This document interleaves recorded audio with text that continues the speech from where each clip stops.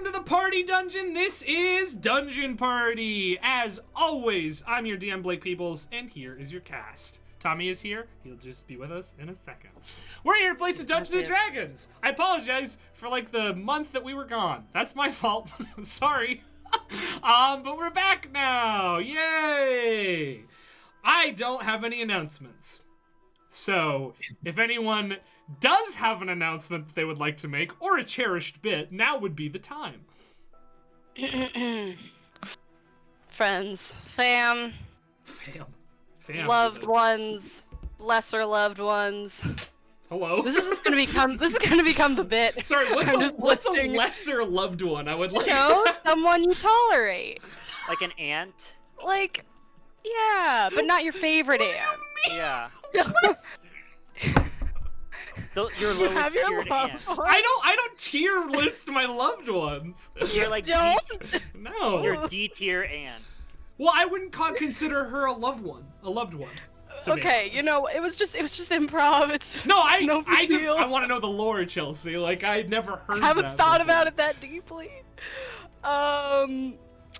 It's time for another round of What's Chelsea Playing? You know what? Sometimes you set stupid goals for yourself. Oh yeah. In my defense, I only said I wanted to see how far I could get in Breath of the Wild Right, before check the Tears VOD. of the Kingdom. Check the VODs, everybody. Okay, me personally. And then when I was on that episode of What's Chelsea Playing, I got real excited and real cocky, and that was when, for the first time ever, I said, oh, we're doing all 900 Koroks, baby! You sounded like a gaming YouTuber. Okay. That is what I am. That is what wait. I am. Literally right. what we are. So. Yeah. Have you not caught my awesome Twitch streams that get at least, a lot of Oh. viewers? At least a lot. When are you doing that stream you pitched to me? I know. I don't know. I have to figure. My schedule sucks. Anyway, We don't have to talk about that live. But the segment is What's Chelsea Playing? Yes. Not what is Chelsea fucking up about her life, okay? Okay. So sometimes you set crazy goals for yourself, You do. and then an old beloved game called Sims 4 is like, hey, when was the last time you played me? So that's what I've been playing. All right. I'll give you all an update on May 12th, which is not a Sunday, but when Tears of the Kingdom does come out, I will give you the scorecard. Okay. We'll see. I'm looking forward to it. We'll Unironically. see. I can't wait to see how far you got. Yeah, Well, the thing is, you can't even feel bad because you have done it. You have done it, you know? I have. So it's just I bragging have. rights at this point. You However- haven't done it twice. I know. And I really fucking want to do it twice. My other issue is I have to play it hooked up to a monitor or a screen because my joysticks on my Switch are doing the thing where they drift. suck. Yeah. Yeah, so I either have to get new ones for $80 fucking, or I can't just pick it up, play it in Right. bed or something. I have to be here. What? But what? I was about to ask, what's your kill count in Sims so far? I try not to kill my Sims, but I did just download Cottage Living, mostly so I could have a llama. Fair enough. And live out my cottagecore dreams. All right. This has been another round of What's Chelsea Playing? A good session. Thank you. That's it for the session? Yeah, we're done. All right. So you not get the memo? What about Good. what about letters from a self-made merchant? I do want to hear a letter from a self-made merchant. I want to hear a letter from a self-made merchant very badly, actually. to his son. Yeah. Yeah. But pick a page. I did it last time. Somebody else pick a page. There's a lot of pages. What's the page 1 to Yeah, 500? 400? What's the What's the limit? Your upper limit is 300. Oh, I'm gonna rip these fucking pages. This book is so old. This is like 100 10-year-old book. 312. 312. 212. Nice. 212. All right. Give me the juicy stuff back there, probably. Yeah, I think it's about to get good. Oh, there's some pictures. About to get- There's some pictures. All right. Here we go. Y'all ready? Yes. Okay, Yeah. 212. A self-made merchant's letters to his son. A clerk has just one boss to answer to, the manager. But the manager has just as many bosses as he has clerks under him. He can make the rules, but he's the only man who can't afford to break them now and then. A fellow is a boss simply because he's a better man than those under him, and there's a heap of responsibility in being better than the next fellow. Sorry. This is crazy. Sorry, hard disagree, but okay. Yikes. No man can ask for more than he gives. Not true. Wow. Just false. There's more, but this book is wild. Every I- single time I open it, I'm like, this is crazy what they're saying in here. Well, he's a self-made merchant after all. He's a self-made merchant. All right, are there any other announcements or bits or anything that want to happen? Okay, then let's play D&D. Let's do it. Let's play D&D. Oh no, I've played 2 songs at once. All right, I fixed it. Hello? Hi. Oh no, it's not working. Sorry, give me a second. Not an upsetting theme. Sorry, my music's having a bit of a go. All right, this works. I think Tommy likes this one. All right, last time on Bright Futures. Our students' second year started off nicely. They met their new underclassmen, new teachers, and they are learning about how the new scholastic system has been structured. The first big challenge of the year is a match between the first and second years to gauge their combat ability. But before that is a syllabus week of all the new electives and also the homecoming dance on Saturday. And that's the recap. So, hey, thank you for the resub, Tommy. Observe my tactics. All right, we will pick up right where we left off as you guys are finishing up breakfast at the underclassmen's house on Wednesday. If there's anything else you want to do today, you can do it, but you don't have to. You're at their house, you're finishing up breakfast. Tether just finished talking to Karek. Very stimulating conversation. Yeah, you're two just beautiful conversationalists, you two. Yeah, let me know if there's anything else you want to do, or we can move on to classes. I would like to begin doing my feature. My feat. Yes, you guys, you and Una are both starting to observe. Nice. All right. Well, classes go by as normal. You have politics with Colril. You have academics with Elitha. Elitha has been teaching you a lot about. Right now, the academics are starting with talking about different kingdoms and civilizations that existed in the space that is currently the Zymor Empire, long before it became the Zymor Empire. And today and yesterday, you've been learning about Nilbervheim, which was a gnomish kingdom that occupied the northwest corner of current Zymor. There's a forest named after it in current Zymor, but the kingdom is long gone. This was like pre-Valhenchi. But either way, your classes finish, and around 5 p.m. that night, the Monster Studies elective takes place. Who is attending the Monster Studies elective? We got Septon, we got Tether, we got Everett. All right. You make your way into the class, and you are met. We can do a different song now, probably. You are met with the dwarf, Mrs. Ralstonfurt. You were there. You were also met with 4 of the underclassmen. Karek is here. Dagar, Runia, and Cynthia are all here. Sorry, I'm also there. Oh, Una's there too. I was trying to remember which ones I highlighted. I'm Gotcha. there. All right, you are there too. This is a very very populated class.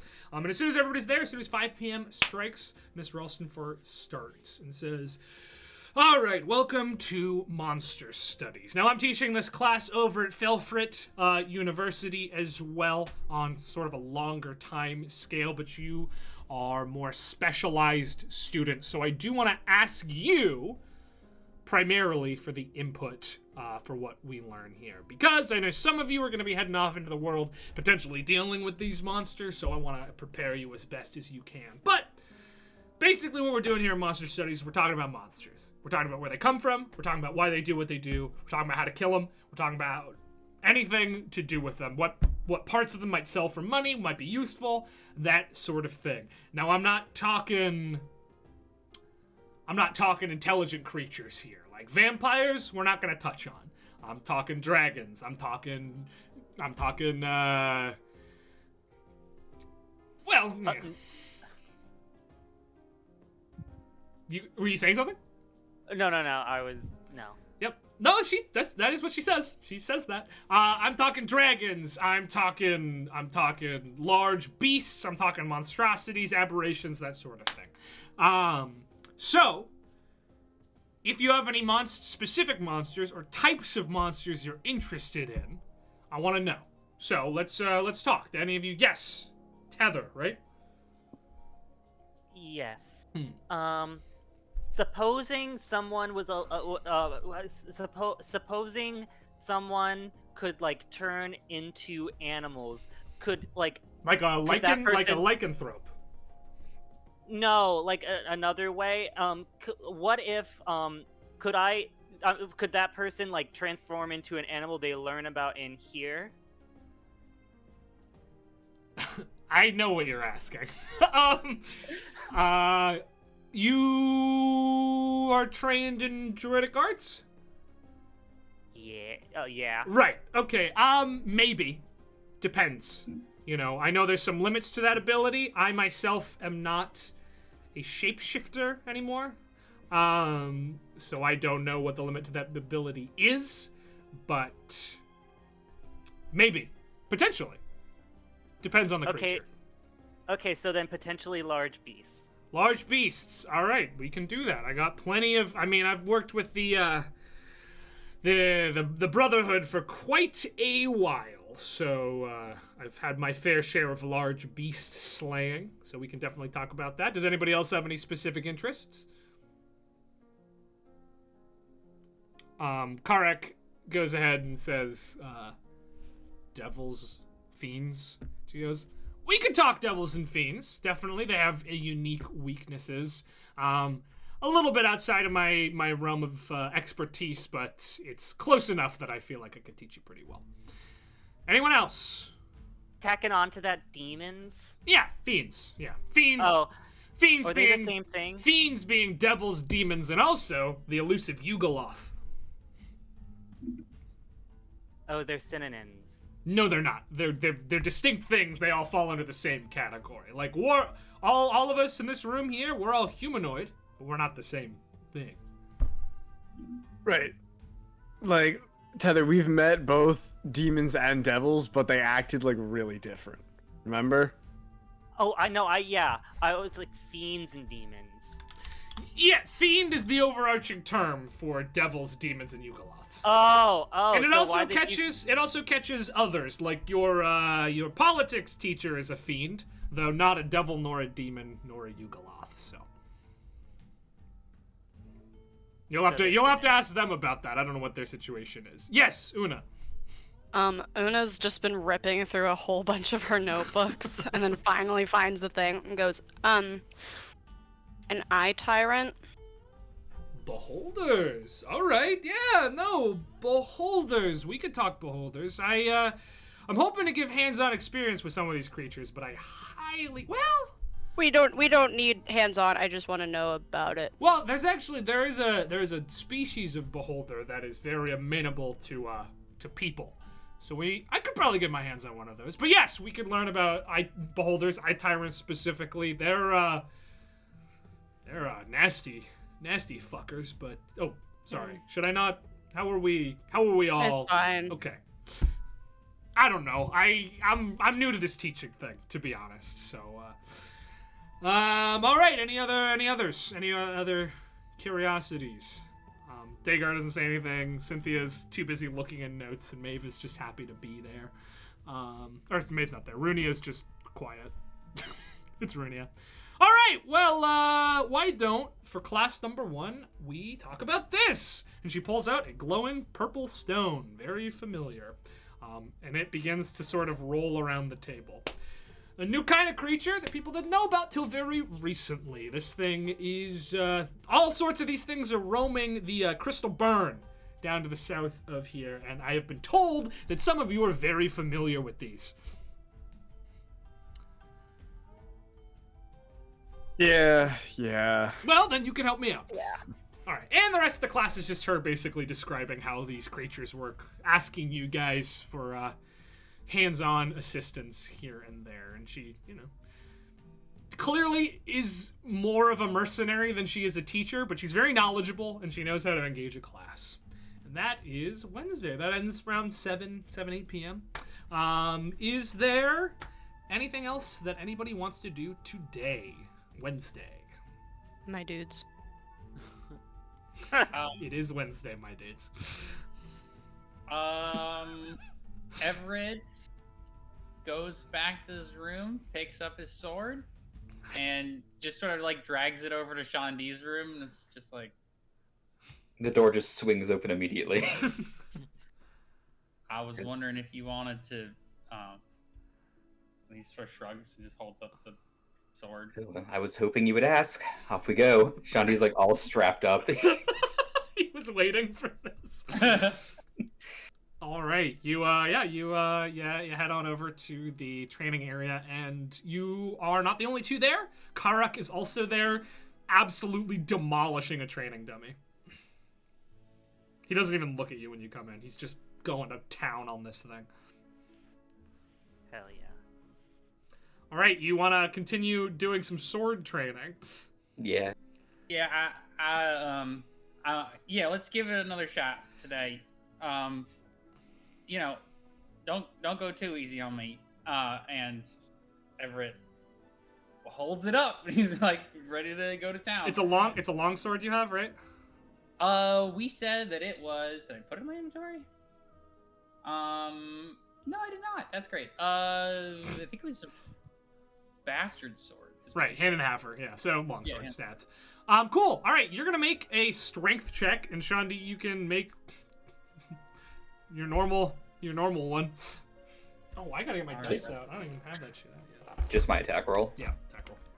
I guess you could just make an attack roll too, but it's your strength modifier, and you're not proficient. So My sheet is wonkadoodle. Hold on. Yeah, I don't get to see what is strength. I just have to guess. But I think no, you can change that. Oh, okay. I will manually change that for you. In fact. Oh, thank you. Sorry. Good. 3. There you go. Oh. Does that help you there? I think you might have just closed all our character sheets. Yeah. Much better. Thank you. Let me I rolled a 3. Apologies. reopen that really quick. Don't know why that would have happened, to be honest, but Well, it definitely happened for I me. believe it. Get the feeling it happened for Justin Yeah. Winfield. Same. Happened for me. I'll Really gotta better Thanks, man. reset up my little layout here. Thank you, Foundry. All right, I'm back. I'll just roll it physically. All right.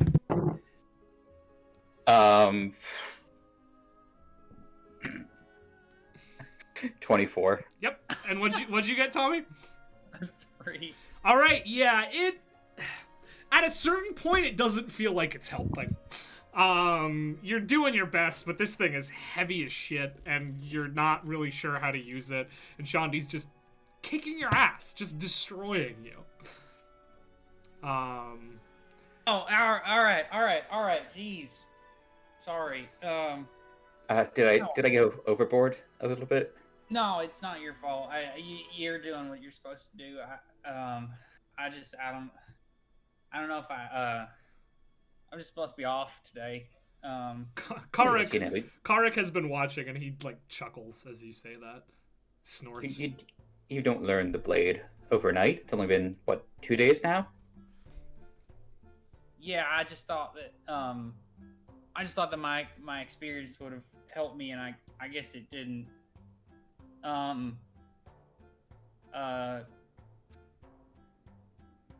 What are you laughing at? Oh, you're terrible at this.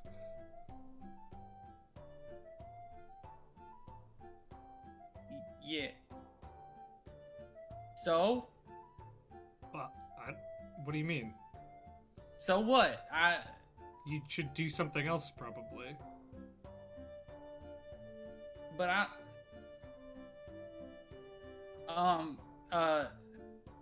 yeah, maybe. And Everett just sort of takes his sword and runs away. Oh. Wait. Sorry. He's at that age where he's taking things very personally. I think he's decided that it's time for him to go through puberty at the right age of 100 and whatever. He's that old? I thought he was my age. Sure. I should go make sure he's doing okay. Okay. He probably shouldn't use his sword, though. He doesn't. Oh no, he doesn't have no, any absolutely muscles. not. But you know. Then why are you helping him with a sword? Well, because I'm his friend, and if he wants to explore that avenue, I'm happy to help him. But Doesn't feel like a great use of time, but it's okay.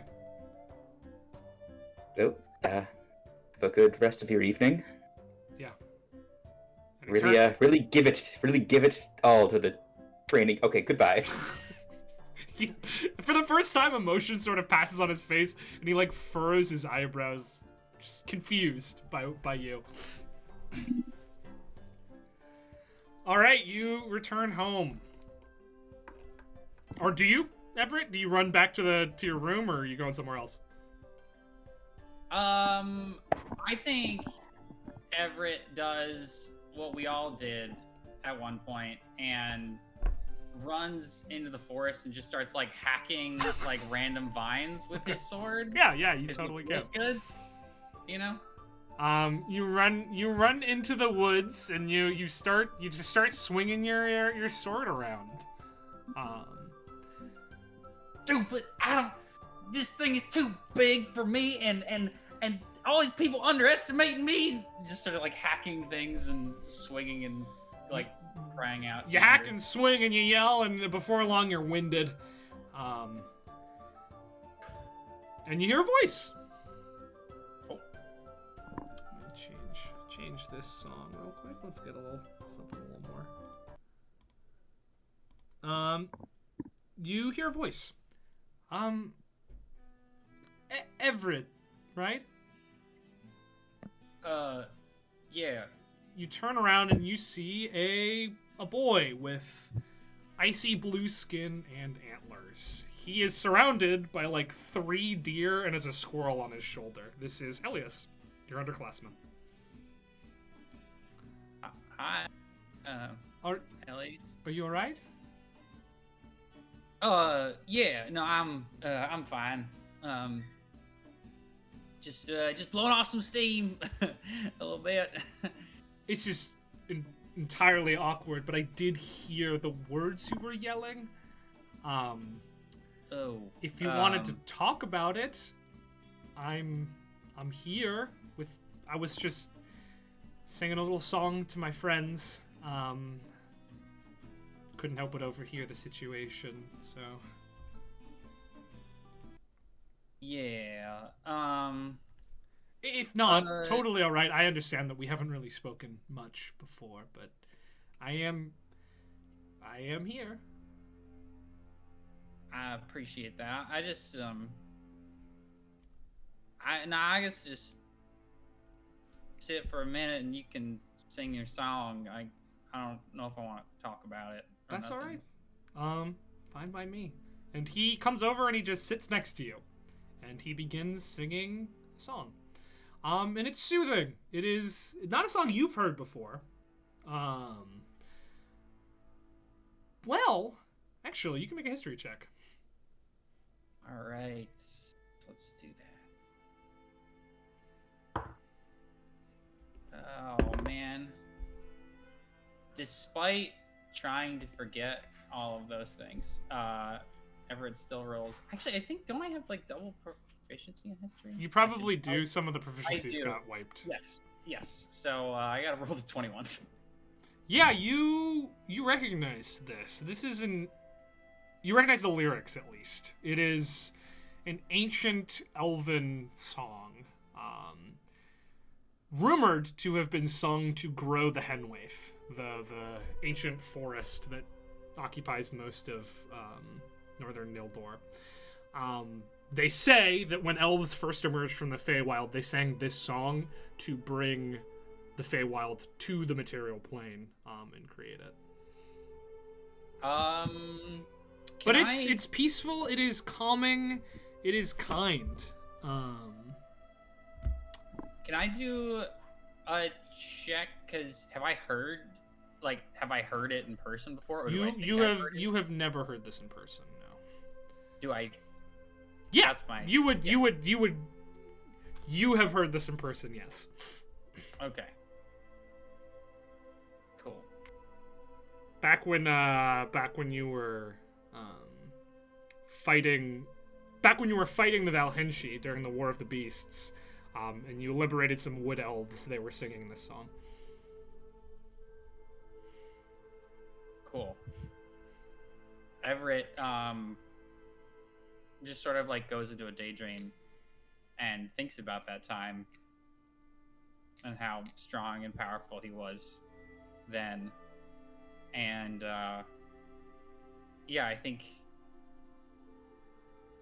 he's like doesn't speak to Elias at all because it's not really something that Elias would understand, but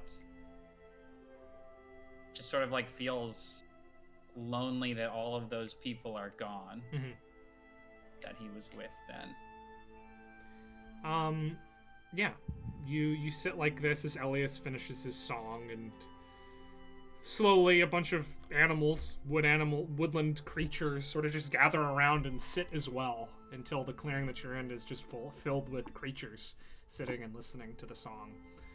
Yeah, Everett does the only magic that he's done in months and produces a little shadow to just sort of walk around and be with. Yeah, she does. And when the song ends, the animals slowly stand and leave. Elias doesn't say anything. He's just sitting there. You can see he's looking up at the night sky through the branches. The stars still fairly bright. And he sits and he sits in silence with you. Yeah, Everett's just gonna kind of hold his sword, and kind of look at his own reflection in the blade. Yeah. You know, even though it's kind of tarnished because it's not that nice a sword. Do you have your ring set to person or no? I think it was set to person. I think that he just, you know, sort of as a tacit moment of transparency becomes transparent. Yeah, becomes transparent. Totally. And hits the button. Yeah. Yeah, you sit there, you look at the reflection of yourself, and there is a part of you where you look at this version of yourself and you're like, this isn't what I looked like then. This isn't what I looked like before. It's weird because there's a duality in you here where you know what you look like, but you also know what you have looked like. Yeah. And it's not always the face that's staring back at you. Yeah, I think he I don't want to make this too internal. No, I love it. He's trying to kind of express something that way, but just every time he thinks to say something, he just like doesn't. Yeah, and I mean, I think that's all I can muster for tonight. So cool. Before too long, it gets pretty late, and Elias turns to you and he puts his hand on your shoulder and he says, "Should we head back?" Yeah. Sure. he stands. He offers you his hand to stand up with. Everett takes it. All right. And the two of you walk back. And he stays close to you. I mean, he keeps a hand on your back or in your hand if you'll allow it. Just comforting. There is a calming presence about him, though his skin is really cold. Doesn't really bother you too much, right? Yeah. You sense almost a duality in him as well, because he's not old. He's maybe 15, but there is sort of a quiet wisdom in him that you don't always see when you see him, but it's here now. And he walks you back to your place, just smiles, and turns and goes back to his dorm. Cool. Yeah, Everett heads back to his dorm. Are you joking? Sorry. You're good. Yeah. And heads back to his dorm and he pulls out Glork. And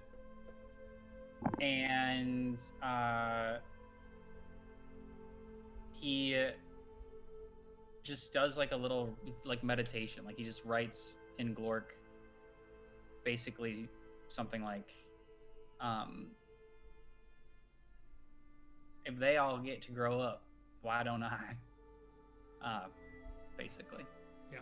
And then closes it. All right. And the night passes. All right. The next day you wake up. It is Thursday. Is there anything anybody would like to do before classes start? All right. You go to class. First things first is the handicrafts elective. Who is attending? I did my 2 electives. I'm done. Yeah, fair enough. All right, Septon, Shandi, and that's it? Cool. You go and you see that Maeve, Elias, and Cynthia are also here. Today, it is overseen by Steel Fist Evelyn. And she, as you enter, says, "Hello, folks. So, welcome to Handicrafts. Today, it's me. It was supposed to be me and that Solosian, but he did not come. So, it is just me. But, it's kind of an independent study. I'm a blacksmith. I know a lot about blacksmithing, obviously. I don't know a whole lot about, say, alchemy or leatherworking or stuff of that nature. So the way this is going to work, it's going to be kind of an independent study time. We here in this room that they so kindly kitted out for us have tools for all sorts of things. You want to make art, you can. There's a forge, there's alchemy stations, tanning racks, all sorts of things. You have the systems here, you have the materials here, you can make what you want, and there will be a rotating group of us here who can hopefully help you out. Now, I understand that's not necessarily the most convenient, but we're also all working professionals in Kelshar, so, we can't come every week. What do you do, by the way? What are you interested in making? Shandi, I do think I know about you already, because we have been working together. Septon, what is your interest here? Anything? You just trying to figure it out, or? I'm gonna be honest. I'm taking every elective class the first week just to test them all out. So I didn't really have an idea. All right. No worries. But yeah, I don't know. I'd be happy to try something maybe. All right. Cool. Elias says, I'm interested in art. Making art, handicrafts. Actually, and he points to your ears, Septon. I have some experience with metalworking. Your ear cuffs that he gave you. I assume you're wearing them. I don't know if you Septon shows them off. So more like that. She's like, all right, yeah, good. Working with your hands. Maeve. I'm a healer. And I started learning from one of my friends this summer, Isla, how to make potions. But I wasn't great at it. So I want to learn more, and that's why I'm here. All right, great. Then you'll want to deal with this Solosian when he is here. I apologize in advance. And Cynthia. And Cynthia says, I am a student of the world and would like to try anything. So if you have any suggestions for something good, I know calligraphy, but I don't know if that counts. She goes, yeah, it's fine, I guess. Sure. Well then, have at it. If you have any questions, I'll be here. I've got a project to work on myself, but, you know, make what you want to make. This time is yours. The resources are here, but let me know if you need anything. And she fucks off to the corner to just start working at the forge. Cynthia, Elias starts working on a project. Maeve goes over to the alchemy station and starting to, like, read the labels on ingredients and stuff. Cynthia looks lost. She doesn't really know where to start. She's just looking around. What are you two doing? It's Shandi, like, looks more confident than you've ever seen him. He's like, he goes over, grabs a hammer, and just starts getting to work. All right, you start doing what Evelyn has been teaching you. What are you up to, Septon? Are there any things here that have already been made, like shields? Yeah, there's some swords. Yeah, like... she brought along some sort of beat up, older weaponry. Yeah, sometimes he would pick up a shield and start kind of weighing it in his hand, holding it. Septon is getting an idea.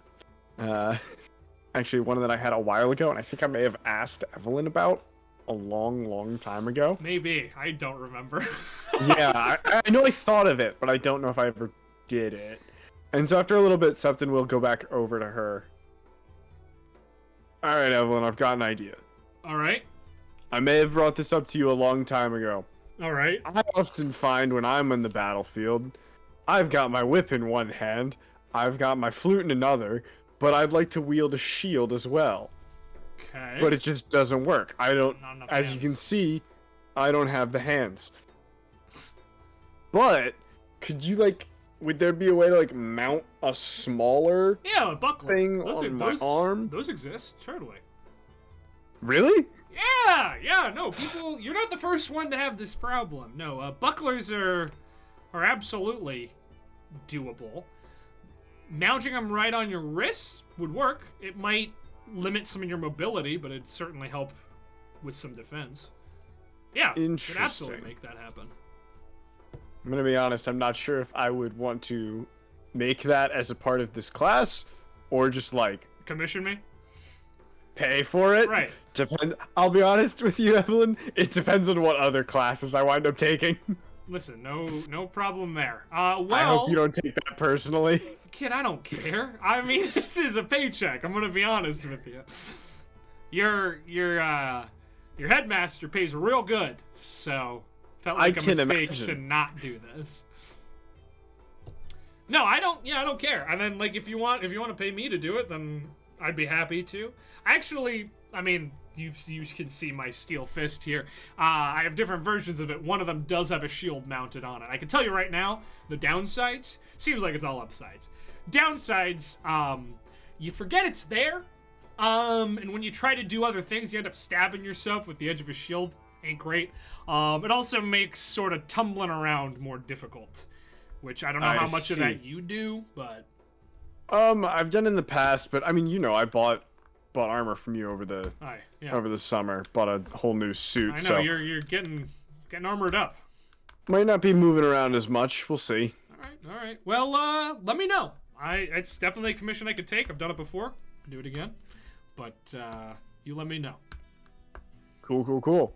And he'll spend the rest of the class just kind of looking at stuff and picking up random tools he doesn't know what to do with and putting back down. Eventually, you notice that Cynthia is kind of like following behind you 2 tools back, because she clearly also doesn't know what else to do. You've also noticed that she has also been at every single elective. She doesn't make conversation. Class ends. And that brings us to academics class on Thursday. So, most of academics class goes as normal. You're learning more and more about Nilbervheim and how they fell. The people were more or less destroyed by the Valhenshi when they did their thing. One village survived. Ersteberg village survived because of the Ersteberg skirmish, where a small group of the gnomes held them off until the army was able to get there. And they just fortified their village, and the Valhenshi was like, not worth it, and kept going. That being said, a lot of their technology and technological advancements. It was a one of the reasons you're learning about them is because their sort of ingenious spirit and their want for progress has been inherited by the Zymorian Empire quite a bit. Unfortunately, a lot of stuff that was created by Nilbervheim is gone because during the War of Zymor, when all those plane portals got opened, what is now the Norak Reaches, where Nilbervheim was, got flooded real bad. So all those cities are now at the bottom of the Lake Sea. With the exception of Ersterberg's village, which still exists. But she talks to you a lot about that, and then you got like 30-ish minutes left in class, and she says, so, I was thinking, since it's been, I'm sure, in your other classes, a very sit down and learn sort of week, I was thinking we could do some hands-on activity today? And she pulls out from behind the desk her crystal focus, her large green crystal in the golden frame that she used during your midterm last year. Perhaps we do a bit of a mock combat scenario, the Ersterberg skirmish. Does that sound interesting to you? Absolutely. All right. Well then, Sure. follow. Are we like? Do we have our gear on us? Are we like armored just well, for you going should to class? you should go get your stuff and meet me at the gate. All right. All right. You grab your gear that you need, and you meet her back at the gate, and she has cleared some space in the fields next to the school, and she says, all right, to remind you how this focus works, everything that you see and feel will be illusory, but it will feel quite real in the moment. Don't worry, if you die, you'll just get kicked out of the illusion. It's all right. And the idea is you will play the part of the last bastions of Nilbervheim and try to hold off the Valhenshi attack as long as you can, until the army arrives. I should say. So, you know what? Why not? If you win, if you defeat all the waves of the Valhenshi and survive the combat, extra credit for all of you. All right. Well, take. So as established last night, I've fought the Valhenshi before. You have. Can I take any? You've actually all fought the Valhenshi before. Well, you fought their possessed corpses at least in the catacombs at the end of last year.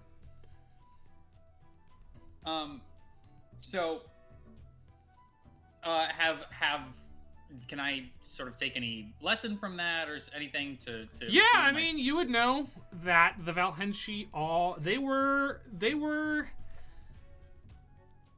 they didn't take prisoners. They slaughtered any opposition down to the last man, and they forced the places they conquered to just sort of acquiesce to their laws and customs.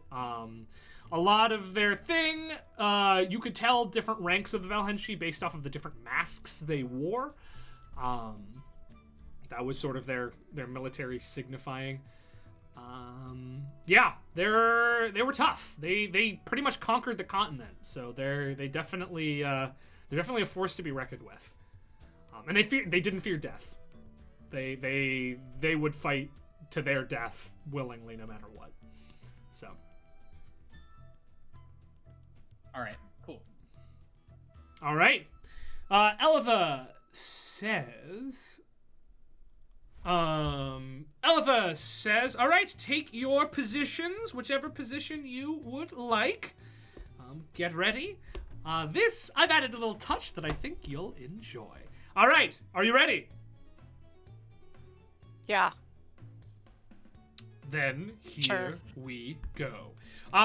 She is going to tap on the crystal focus, and a wave of energy will flash out from it, and your eyes go white. And when your vision returns, you see yourself in a field.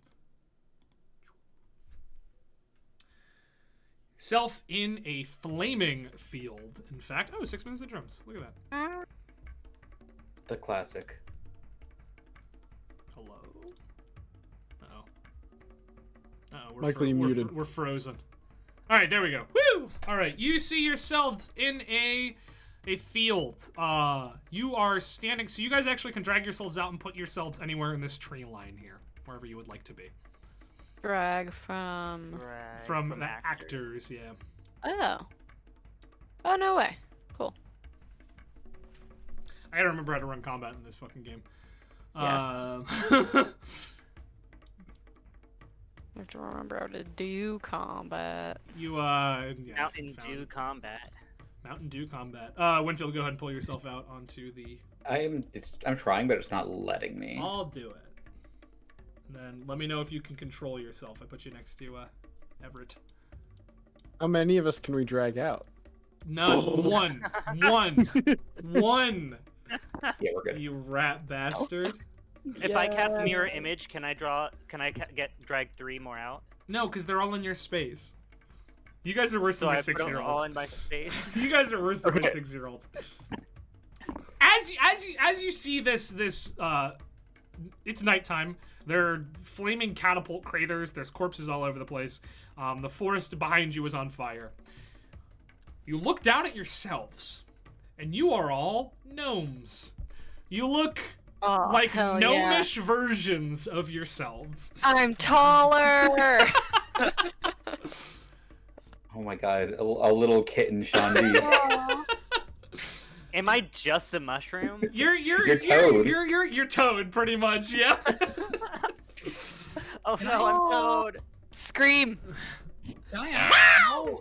Wow! Can I ask how good is this illusion? It's good. It's a good illusion. What do you mean? What are you trying to find out here? Well, I mean, there's like a bunch of dead bodies around. Yes. You know, like, am I like, or are we? It's not. You know, it's not like emotionally scarring. There is an edge to. No. There's an edge of artifice to it. It's like you're in VR. You know, it doesn't look quite right, but you feel like you're there. Cool. Awesome. All right. Are you all where you want to be? I'm always where I want to be. Yeah, Okay. I'm gonna. All right. We don't know where the enemy is yet? No, they have not appeared. Then yeah, that's fine. Okay. As you get acclimated to your surroundings, some Valhenshi materialize out of thin air. They look familiar to you, actually, as one of the corpses that attacked you in the catacombs were these. Let's see, what adjectives did we get? We got smart, we got amicable, we got casual, and boring. sleepy. I'm fine with no one- that. No one. That's sloppy. Sloppy. Sloppy. Oh, does it say that? Okay. Yeah, the bottom one. No Love one the killed sloppy the casual Valhenshi. one. He's wearing cool ass flip flops. He is. All right, I am adding you all to the combat encounter. You can go ahead and roll your initiative. Also, while I was muted, I kept trying to make an Irma Gerd joke because of Erstenberg, and I'm glad I was muted. I am also glad you were muted. Can somebody remind me for the billionth time how to roll initiative? You go to the initiative tab. It's 2 crossed swords, and you click the dice. That's right. All right, it is sloppy, isn't it? Oops. Damn it. All right, then the sloppy and amicable Valhenshi Battlesworns will begin. All right, let's remember how to run combat in this I'm gonna game. make so many mistakes. That's fine. It's not real. Ugh, so real. I'm gonna get canceled. By who? By Peebs? D&D people. All right, the Valhenshi Battlesworn. They've got their spirit charge, huh?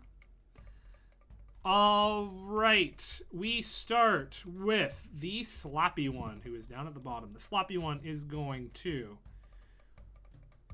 Flop all over. someone. run up to here and then take a ready stance with its spear out. The amicable one is going to do something very similar. Run up to there and get ready. All right, Sean D, you are up. All right. Gonna move up to here. All right. I'm so far zoomed out. And then, for the first time this semester, the boy's coming out. Okay, here we go. All right, as the boy comes out, the Valhenshi makes an attack. Okay. He readied in action. He doesn't roll great, though. 13? 13 to hit? I don't think that hits. Let me check just to find out, because his AC is... Is it your AC, or... I don't It's not my AC. It used to be the same as mine, but I have higher AC now. So I just check...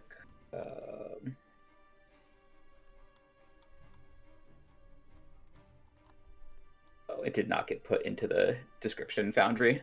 That's correct. That's good.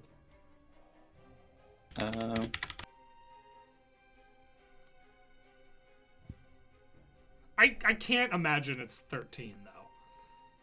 So I'm gonna go ahead and say that this 14 misses. plus proficiency. Yeah, that misses. Okay. Sheko is gonna attack. All right. Roll it up.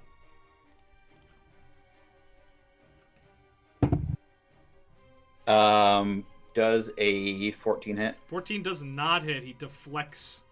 He deflects the strike with his sword spear. Okay. Second attack. Does a 25 hit? 25 does hit. Okay. In that case...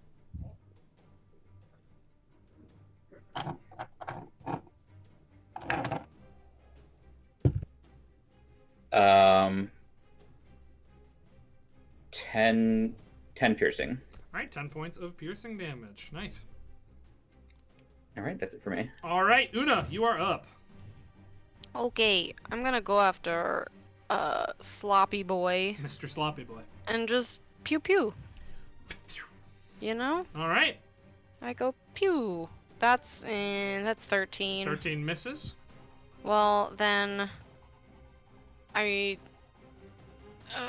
get mad. No. We're back. Then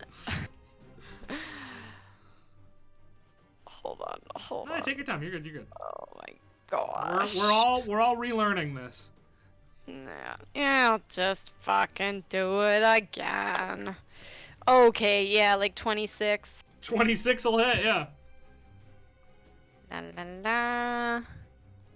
Hold on, remembering what to add. I believe it's okay. 9 points of psychic damage. 9 points of psychic damage. Phew. First one just goes wide. Second one right in the shoulder. All right. Anything else from you? That's it. Tether, you are up. Tether, this is what Tether is gonna do. You want to hear it? I do. Not. I didn't mean to just move that. I'm gonna move more if I did. 30. Okay. And then I'm going to action, do my wild shape fungal thing, All right. and bonus action cast Shillelagh. Nice. Classic Tether move. Yeah, you know what? That's a turn for me. I like it. All right. Thank you so much. The smart. I like you too. Thank you. The smart Battlesworn is going to run down here and is going to start striking at Sheko. First attack is a flaccid 20. That hits. So goodbye, Sheko. Sheko booms out of here. Do you want me to delete him or just move him for you? Boy, bye. I'm gonna you put him. just- I'm gonna put him up at the top of the Yeah. screen. Don't worry about it. All right, that's the end of his turn. The casual Valhenshi is going to run up to here, and then as a bonus, not as a bonus action, as an action, it is going to do its spirit charge. Yep, it is going to do its spirit charge. As you see this creature start to run forward and become blurred with white as after images of it striking in different directions appear. It appears behind Tether. And I need you to make a does that- dexterity saving throw. Does that provoke opportunity attack? No, it doesn't. This isn't Okay, movement. cool. It's a teleport. with Okay, added gotcha. benefit. Also, I just realized I went 20 feet instead of 30. I don't know why. You did. Dex, you said? Dexterity saving throw for me. Yeah. Yeah. I got you. If we're gnomes, is our speed reduced? It's aesthetic. Okay. It's solely aesthetic. Oh, good. okay. Wait, why is Just it on? double checking. it's a good question to ask. Oh, as somebody who usually mains small races. Yeah. Sorry. I forgot to add my efficiency, so I'm just gonna do it flat. 9. 9 is a failure. Okay, you are going to take some damage here. You take... Which dice do I roll? You take... 12 points of slashing damage as the afterimage strikes you. Okay, but since it still entered my field of whatever, can I make a con save? Yeah. Is it when it enters or takes... starts its turn, right? I just read it, but... And then it... No, I think When you're when right. it enters the When it moves into a area. space within 10 feet of you or starts its turn there. It did do that. All right, it makes a con save. It gets an 8. Gets an 8. Okay, yay. That's gonna be a D6 for you. Nice. Go ahead and roll it. 4. 4. All right, you do 4 points of damage as the spores invade this creature's lungs. All right, that will make it Septon's turn. All right. Then I believe, let me check the distance on this again. And how many spell slots I have. Yeah, I can hit all of the... I don't know if I can actually hit the sloppy. So yeah, I'm gonna cast Hold Person at fuck it, 4th level. All of them except the sloppy make a wisdom save. GZ Pete's. They all have advantage on this wisdom save, but they will all make it. That sucks. Sorry. Whatever. All right, we'll start with amicable. It's fucking class. It's the Valhenshi. That's what they do. He still rolled. I see. He still rolled bad. Wisdom. That's a 13 from the amicable one. Failure. A flaccid 20 from the smart one. I guess That's that success. fits. Oh my god. And a 9 from the casual one. So that's 2 holds. The failures are paralyzed. Yeah, they sure are. Which were Nice. the two failures? Amicable, and I'm gonna mark them. Yep.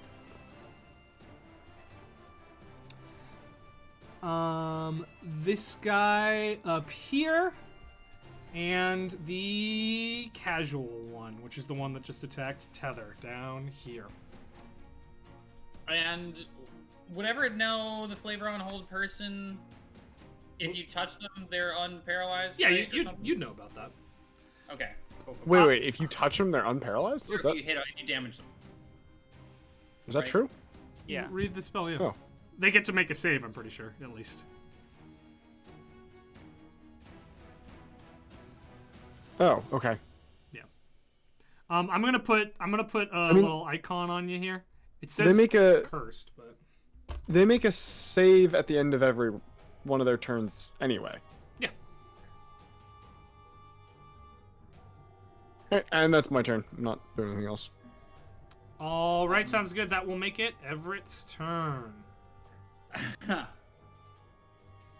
no, that's not true for hold person. Yeah, that's not how paralyzed works. You're thinking about dominate person. Oh, my bad. Yeah, attack rolls against them have advantage. And there's some other stuff, but it doesn't end until they break it. Yep. At the end. This is Or if I lose concentration.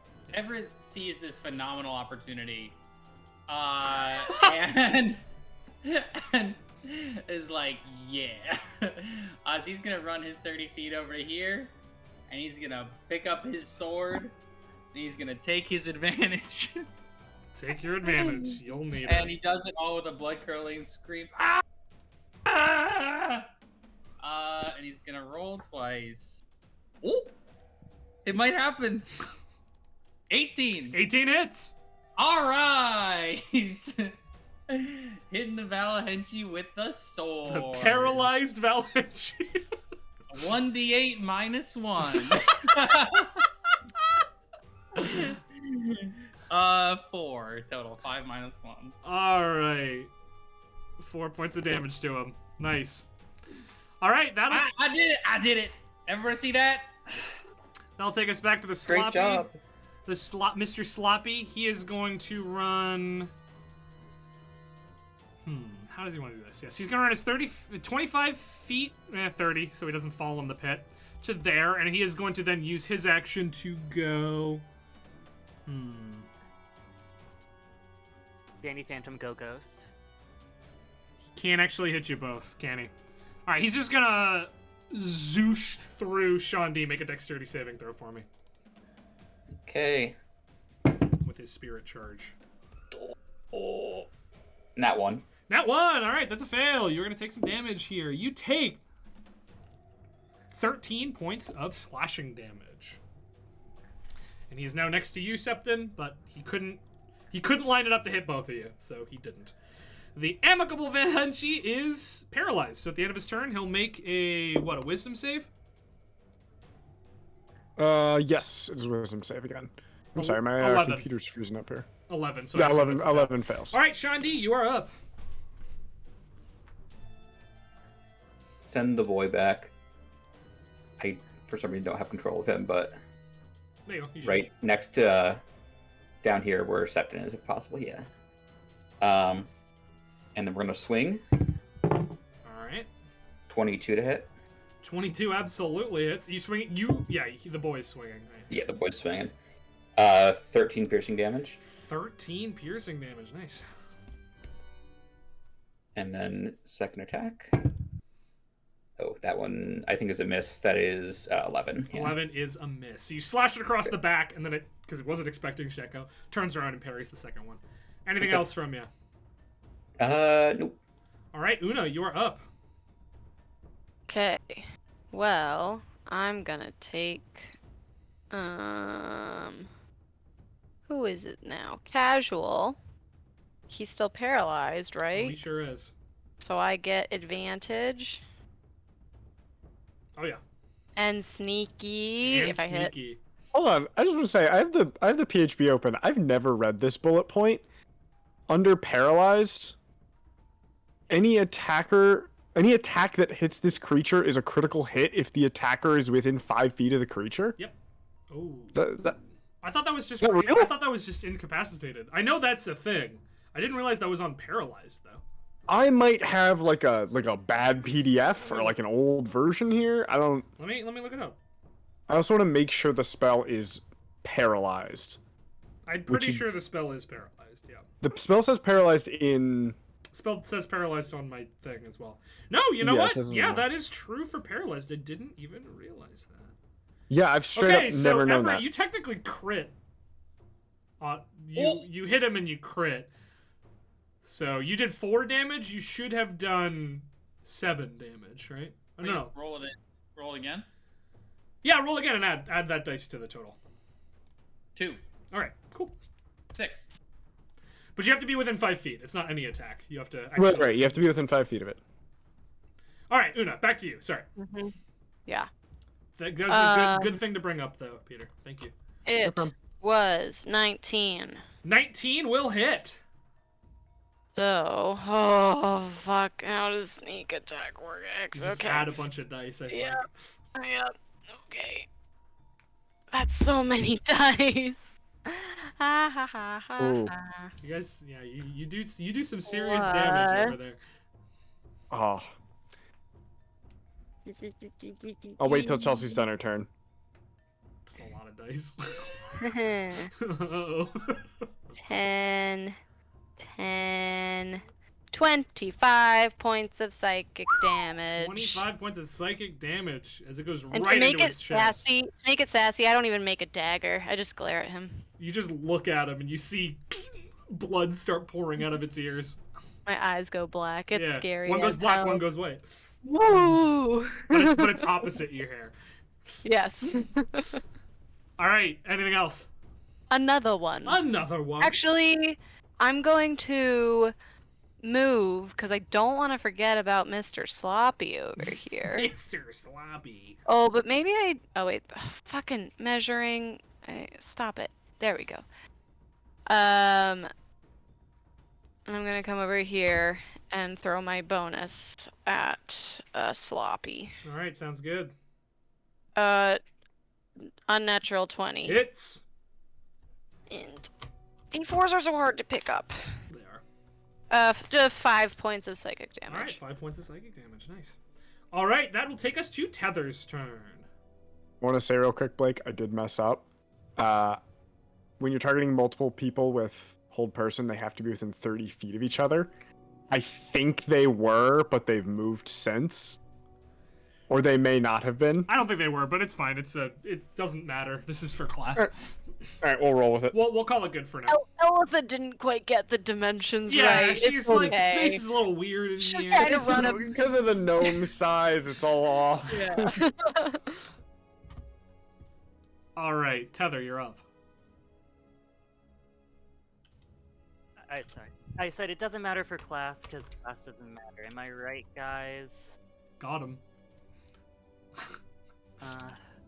I guess I'm gonna like hit him with my stick. Tether is narrating as she does everything. Okay. Go for it. You have advantage, and if you hit, it's a critical.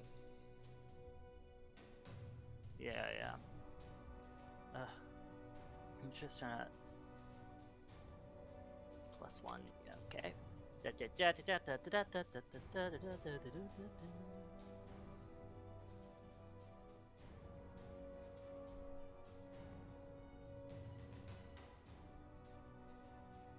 Advantage. 19. 19 hits. You critically hit this guy. So double your I dice. critically hit this guy so You double your dice on your hard. shillelagh plus your spore dice for the extra damage. You double that as well. Okay. But I only add the +6 from Shillelagh once, right? Yes. Yeah. You only double Yeah, dice. yeah. +6. Because I have a +1. You guys are statted out. Yeah. No, you are. You do. 25. 25 points of damage. All right, he is looking pretty bad. Okay, I'm gonna bonus action like hit him again. With the back end of your staff, absolutely. You have advantage. Yeah. You are a I polearm sure master do. after all. Oh, the most masterful polearm person in the world. That's 20, not natural. 20 hits, and you crit him. So 2d4. Yep. Do your spores work again? Oh. Or Yeah. nice. So you double that as well. Yeah. That's a 20. 20 damage. Yeah, he's on his last legs. He's not looking good at all. Okay, All that's right. what we like to hear. Anything else from you? No, that's it. All right, the smart Valhenshi is surrounded. So, all right. He's smart, so I think he recognizes that Septon is the biggest threat right now. Yeah, I think that's the case. All right. He is going to attack Septon then. First. Do it. 21.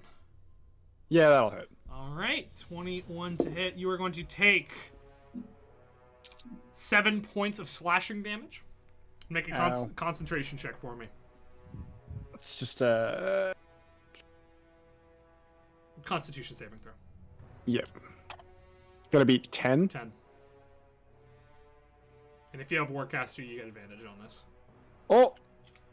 Well, I already beat it. Okay, But- you're good. I got an 18. His second strike will be... Before that, since he attacked a creature within 5 feet of me, I'm going to use Sentinel to attack him. Okay. Go for it. 5 feet You of can do that you. through Sheko? Yeah, this class is busted, dude. 22 to hit. 22 hits. 12 points of piercing damage. Oh my god. Okay. All right, his second strike against Peter is 23. So Yep, that'll hit. It's only gonna be 6 points of damage, but I do need another Constitution saving throw. Ow. And I do have advantage on those because of Forecaster. Hello? Can I... Oh, saving throw? Advantage. 14. Success. All right. Still beat the 10. The casual Valhenshi is looking bad and is going to make a wisdom saving throw to try to not be... Oh. Can he first make a Constitution He can. saving throw? He can do that. Ooh, he rolls bad. He definitely fails. It's a 7. And he takes 4 points of damage. Exactly as much as you needed to kill him. He is dead. How do I put a big X on him? I don't remember, man. That was so season 1. We needed a new death. New death animation. I don't have a Yeah. new death animation, man. I guess a skull on the corner of him is good. Whatever. He's going away. It's an illusion, so he disappears, is what's gonna happen. Until I figure that out. Alright, Septon, you're up. Hey, I'm gonna hit the smart Valhenshi Alright. with the old whistling whip. The whistling whip. Wait, why is that not a... I may have broken Foundry again. You gotta use real dice. That's what I'm telling you. I don't want to use real dice. I want to click on things. Coward. Yeah, under actions for Whistling Whip, there's nowhere to, like, make an attack. Well, I'll roll a virtual d20 and I'll add it. Okay. That's what I've been doing. Because I don't have any dice in front of me. Imagine not bringing dice to play D&D. Just like imagine, dude. Don't need that shit. Does a 27 Yes. hit? Yeah. Yes, it does. Alright. That will be... I don't even know what the fucking Whistling Whip does. Listen, Listen, it's our first combat back in like a year. I get it. It's, my whole character sheet's fucked up. I don't have any of the stuff I used to have. well, I did warn you. I know. This morning I was like, make sure your character sheets are ready. This morning, it was like 4 p.m. Yeah, you're right. It was That's- 4 p.m. that's It was morning. before. It was before my shift. So Look, That's morning is different for everyone. Okay. Got it. I woke up at 9 because I had to make this map. But Alright. before my shift, after my shift. That's AM PM. He takes 10 damage. Does it matter what if it is It doesn't. slashing and thunder? It does to the stats people. You're right. It does to the stats people. That's a project that's still happening. 3 of it's thunder. No, The rest is stats people slashing. might be a little overworked with other things they have to do. But I don't know. Just make the other guy do it. Other Korok related activities. Make that other guy do it. The other guy is twice as busy as me. Nah, he All right, can. I'll hit him again with the whip. I have Alright. multi-attack, right? Yeah, probably. Well, say it now, just in case somebody ever does want to go back and see. I already did. I know. Yeah. I know. I thought you were telling me to say it now. I was like, I already said that. No. I mean, just Alright. let's stay in the habit. Second attack's a 5. I don't think that one hits. Miss. First one, you whip across. Oh no! Wait! Hang on. It's not a 5. I'm an idiot. That's just a d20. It's Dude, if you roll a 5, you're not hitting him. What do you mean? Tell me what it is. You mean I'll eat my words. I wish I knew what any of my shit was, because we haven't played in so long. That's what this combat's all about. That's why I wanted to give a combat. Honestly, I wanted to give you guys a combat that didn't really matter, so we could relearn how to play these characters. Nice. Yeah, it's a 13. No, miss. No. All right, Everett, you are up. Yeah, I am. Everett had his sword over his head, and he was about to kill the dude that was sitting in front of him, and then he died anyway. So he goes, ah! And then turns around and runs back towards this. Okay. Oh, I thought you were gonna hit Tether for a second. Runs back I wish you over would. to do some more damage over here. Okay. Just like I taught you, Everett. He rolls his d20 -1. Oh, Let's it was go, so boy. close to being a 17. It was a 3, so Aw. 2. Miss. As you strike towards him, he just easily, without even looking, like parries your sword away. All right. Yeah. Go ahead. The sloppy Valhenshi is going to make his way up to here. And then he's going to do his teleport thing. I guess he'll have to go here. Oh. You've Never mind. used your reaction, yeah. Use your teleport thing. I need Tether and Una to make dexterity saving throws for me. Gosh. Is there an option not to? No. You can choose to fail. You're right. I'm not actually.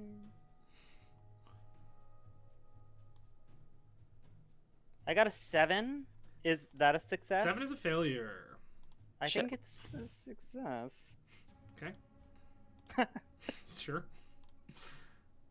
And what'd you get? Dexterity save. Yes, save. Wow. Dice jail. 11. 11 is a failure. All right. Tether, you take Why 6 is the points of pretty dice slashing that damage, and Una, you take 5 points of slashing damage. Okay. Really not 6? bad. Oh no, I'm almost done with my temporary points. Shut up, dude. All right, the amicable Valhenshi is gonna make a wisdom saving throw at the end of this turn. He rolls an 18. So against your hold person, Septon. What's your DC? 18. Oh wait, yeah, he succeeds. Okay, he is no longer paralyzed, but that is his turn. Oh, it's round 3. I'll do it now. 2 more figures appear on the field. Tether goes, ugh. It is the moody Valhenshi Oak Guard and the chirpy Valhenshi Vine Speaker. Wow. That's a great buddy cop dynamic. Kinda is, yeah. Yeah.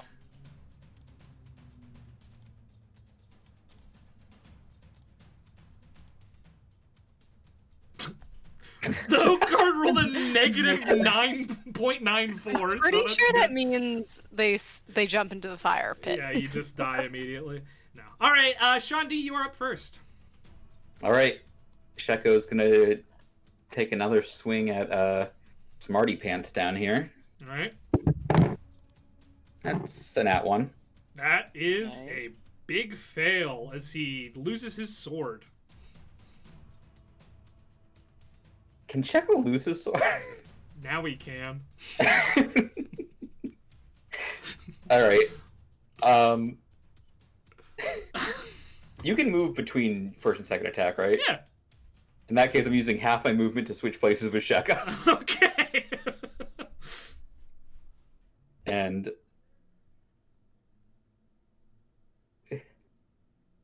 well, yeah. And Shandi is going to take the second attack. Okay, sounds good. That's a 19. 19 hits, yeah. Okay.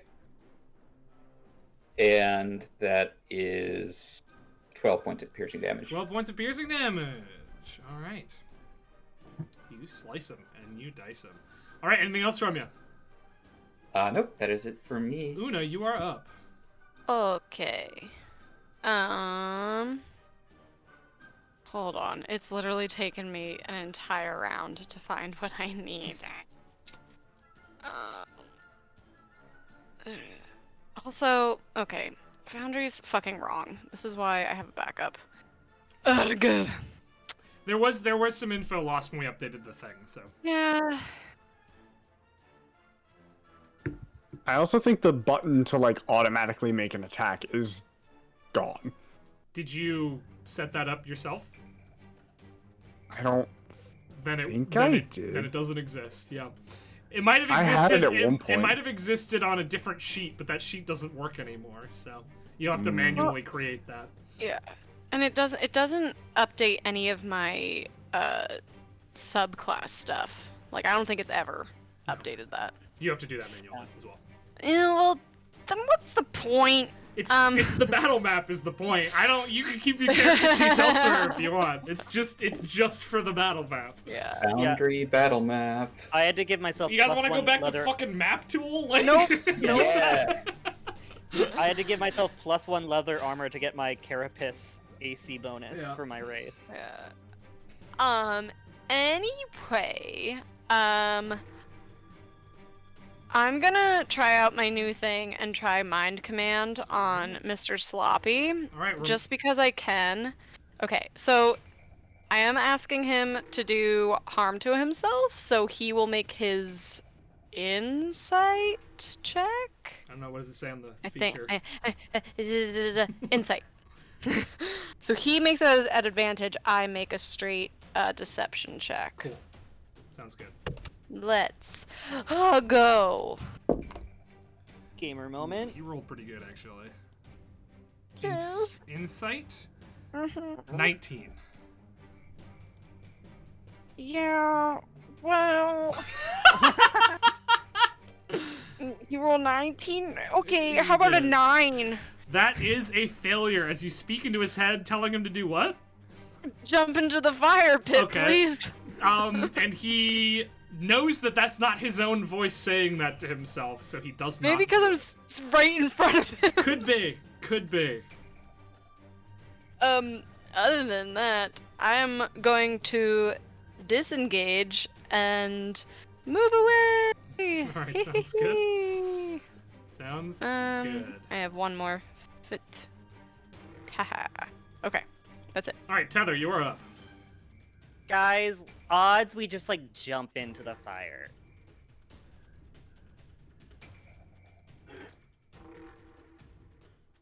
Guys, Tether, think of the extra credit.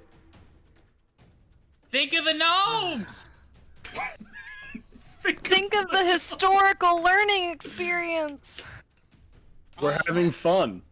guys, okay, guys, you gotta have to keep talking. Shandi already got me. Okay. Okay. Shandi got you with the extra credit. No, I have to give all my extra credit to Shandi. That's what I think brought him back to life. All right. Oh man. that When was- you do, oh, that was when you do long so ago. well in school, you get resurrected. Like, come on now. And okay. Also, it wasn't updated, so I was doing my attack bonus wrong. Okay. But we're back at it, baby. And so I'm gonna attack this guy. A 10. Miss, unfortunately. Oh wait, that's a natural 1 actually too. All right. So as you attack him, he gets his spear around your staff and just rips it out of your hands. She really just wants to jump in the fire right now, but I won't. Anything else, Ryan? I have a bonus action. But not really anything to do with it. Okay. Then we will move on to the smart Valhenshi Battlesworn, who's in a bit of a pickle at the moment. Let's see if he recharges his spirit charge. He doesn't. That would have been nice. Alright, so he knows what happens when he attacks somebody that isn't Shandi. So he's gonna attack Shandi. I'd like to see him try. You would like to see him try. That's a 9, so that's a fail. And his second attack, alright, that is a lot better. That is a 27 to hit. Yeah, that'll do it. Okay. 11 points of slashing damage. Okay. Alright, the chirpy Valhenshi Vine Speaker is going to go next. And they are going to sidle on up over here. And they're going to thrust their... Oh, she's not even here. Uh-oh. It thrusts its hand out towards Una, and you see as a vine explodes out of the ground in front of it and goes to hit Una. And we'll deal with that later, I suppose. I'm gonna roll to see if it hits, though. Why not? 17 to hit Una.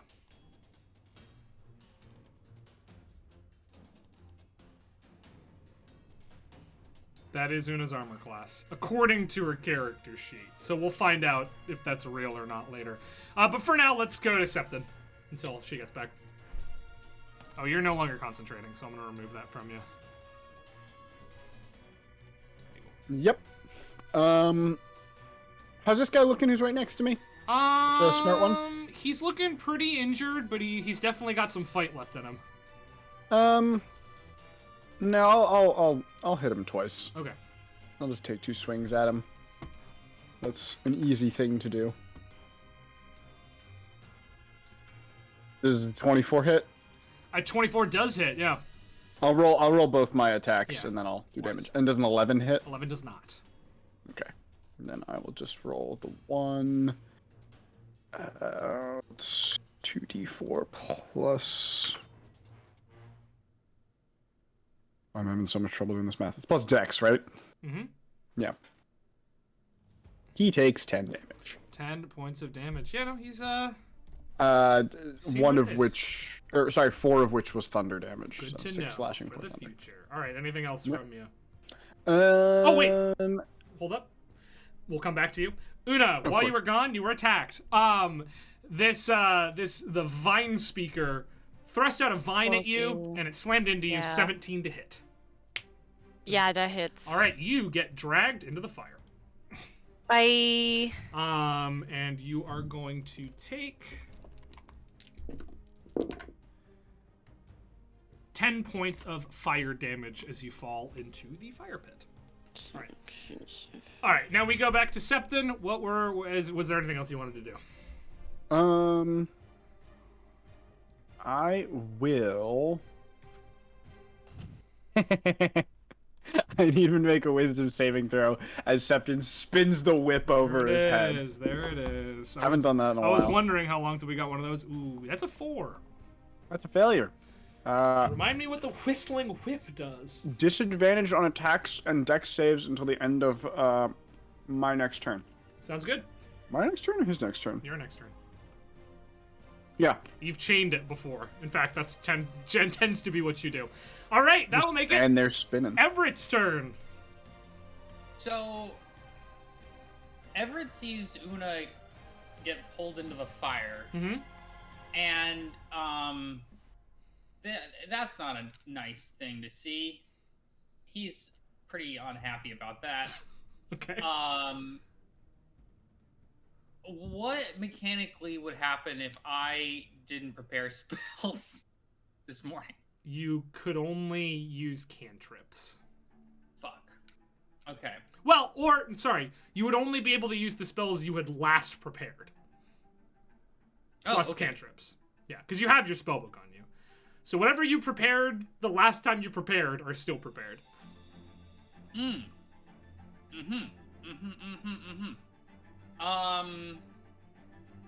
Okay. Cool. Awesome. I love that. Let me look in here. I'm still in combat range of this guy, right? So he can fuck me up. He could. He would have disadvantage if he tries, though, because of the whistling whip. All right. Yeah, Everett is not gonna worry about that. He's gonna go ahead and let that man try. All right, and he will. 16 16 to hit you. That'll hit. All right. Rolling damage. 5 points of slashing damage. I'm rolling low. 5 points of slashing damage. Awesome. Yeah, so Everett's gonna run his 30 feet into Okay. the center, having just seen this happen. His friend burning. It's not what you want to see. Not what you want to see. He's gonna run over to this dead body and in his gnomish form, just takes the slash without even thinking about it. And honestly, as he's walking away, throws the sword. All right. Just goosh off to the side. And sort of calls down this ball of energy, and is gonna blast a lightning bolt in the direction of this The vine guy speaker. with the mask on. Yeah. Cool. All right, that's a dex save. Yep. Not great. That is a dex save, and it gets a 13. It failed. All right, 8d6 lightning damage. 8d6. Jeez. Alright. No, man. 2, 7, Fucker's using a sword. 8, 9, 13. That's 5, right? Yes. 17. 2 more. Fuck me. 18. Fuck me. Oof. 20 total. So not great. Not great, but this guy also looks significantly more hurt by that than... He seems like he has less HP to begin with. As you drop your sword and blast your lightning bolt through He's a it. caster, right? He is a caster. Yeah. You see Everett's just like seething at this man, and I think it's because of the fact that Everett, because of his own history, this feels very much more real to him than it might to Tether. You know what I'm saying? Yeah, fair enough. Yeah. All right, anything else from you? No, that's it. All right, sounds good. The Moody Valhenshi Oak Guard is going to run down in front of this guy and pull out his big oaken shield and take the guard action. All right, the Sloppy Boy is now next to Tether and is going to make 2 attacks on Tether. The first one is well over 20. Yes. Can you do the con save first? Yes, I can. Thank you. Flaccid 20. Yeah, All right. 25 to hit you on the first one, definitely. and a natural 20 on the second. All right. Definitely. So the first one does... Man, I need to use the other dice. This one is not doing so good for me. The first strike does 5 points of damage. Okay. Uh-oh, maybe I lost it. Maybe I lost the other dice. And the second one, 14. Okay. Let's see. Oh well, it's fine. All right, those are his 2 attacks. The amicable one is going to probably run up to Sheko. And then can he... No, not even close, dude. Yeah, he'll run up to Sheko and take an attack. 25 to hit. All right, that is enough for Sheko to go bye-bye. That was my plan all along. Now he gets his sword back next turn. Oh, fuck! And then he'll finish... No, he's done with his movement. That's all he can do. All right, Shandi, you are up. All right. Go into this action. Just gonna bring him back. Right back. And I know you're gonna bring him back. Where do you want him? Like the same place he was. Unless that's not where he was, but I think it was. Yeah, just about. I'm gonna stick with Separate. This elf stabs him and he disappears, and he immediately shows back up. This time with a sword in his hand. But I am gonna stick around and help Septon finish off Smarty Pants, hopefully. Cool. Does 23. 23 hits. Okay. 11 piercing damage. All right, 11 piercing damage. Nice. Second attack, 27. 27 hits. Only 6 piercing damage. All right, Smarty Pants is on his last legs over here. Anything else from you? Nope, that's it. Una, you are in the fire. How deep is this pit? This pit is probably like 15 feet deep. Okay. For a gnome. Could I use my grappling hook to launch myself out of it? That is how it works. Yeah, you could do that. Bink, bink, pew. You do your Monster Hunter World grapple hook. Yes! And land up on. That's exactly Well, where which direction were you trying to go? from. Forward or back? Uh, You can move yourself to whatever edge of the pit yeah. you would like. is that still in the pit No, or not? you're out of the pit. You're on the lip of the pit, but you're out of it. All right. Is that an How action, to bonus put- action? I was just trying to check. Una's grappling hook action. All right, that is your action then. So, but I can still Still do other move, stuff. Oh yeah. right? Oh yeah. I just need to get some distance from peeps. So, wait. Oh. Oh. Would getting out of it count as movement? No, that's 0 Okay. movement. Your Then grappling hook did it I'm for you. gonna. Okay. That's it. Cool. All right, Tether, you're up. Want some help with them, Una? Yes, And please. Tether's just gonna casually turn around and walk. All right, you're taking an attack. Yep. 16 to hit. Nope. All right. Swing and a miss. So she's gonna go here. And then she's gonna, dig around to the lip of her little shroom. Mm-hmm.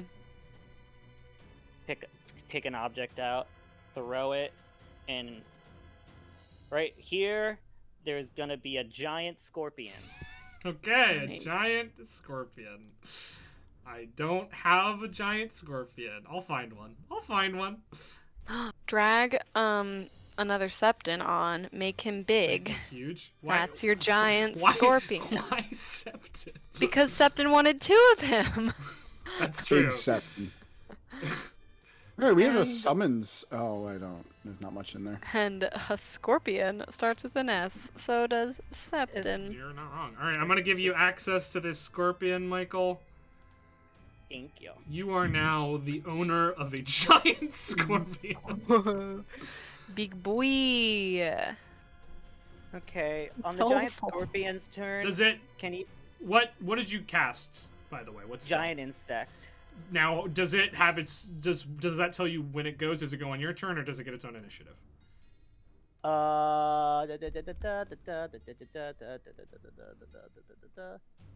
My turn.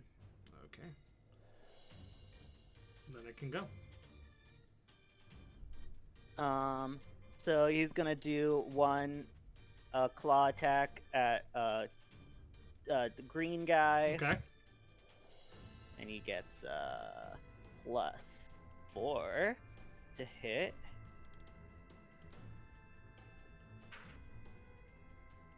$19. 19 hits. Go ahead and roll damage.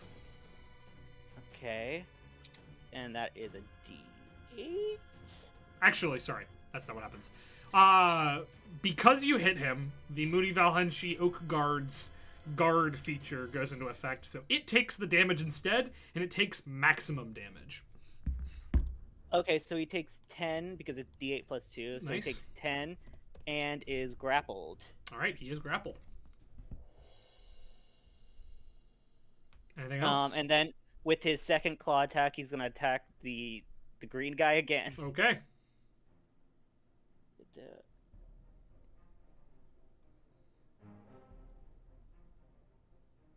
That's a 20. 20 would hit. You deal max damage to the Oak Guard a second time. Okay, so that's another 10 damage, and then he's gonna do his sting attack. How many attacks does this guy get? Multi-attack. The scorpion makes 3 attacks. 2 Yeah, with its this claws is and a one good with this is a its good sting. creature, man. Yeah. Targeting green guy again. I figured, yeah. 16. 16 does hit. Yeah, go ahead and max damage the Oak Guard. That is 12 damage, and can you make which one would make the Constitution saving? The throw? Oak Guard is the one he's physically putting himself in the way of this damage, so he would make. Okay, the so Constitution saving throw. all right, that is a 16. Okay, he saves, so he only takes half damage. Is that also Max highest max amount? of half, yeah. max of half? So 20 poison damage. 20 poison damage halved? No, that's the half because it's 4d10. Oh my god. All right, yeah, that's a lot of damage. And you are concentrating, I believe. Yeah. Cool. All right, anything else from you? No. No. All right, Smarty Pants over here is going to try to finish off Shandi. Finish off. All right, he's going to try to do some damage to Shandi. 18 to hit. You're muted. Can't hear you. I'm gonna use my reacting to defensive duelist to block that. Okay, you block that. Ooh, and his second attack is a 19 to hit. All right, that one will hit.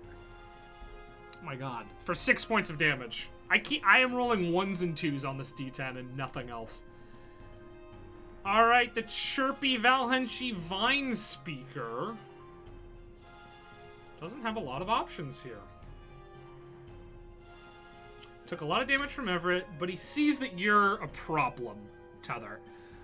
So he is going to gesticulate and vines will burst out of the ground next to you. Actually, yeah, he's going to do a whole mass of vines bursting out of the ground next to you. He's going to do his choking vines. So that is or strangling vines. 10-foot square vines. All right, cool. So he is going to do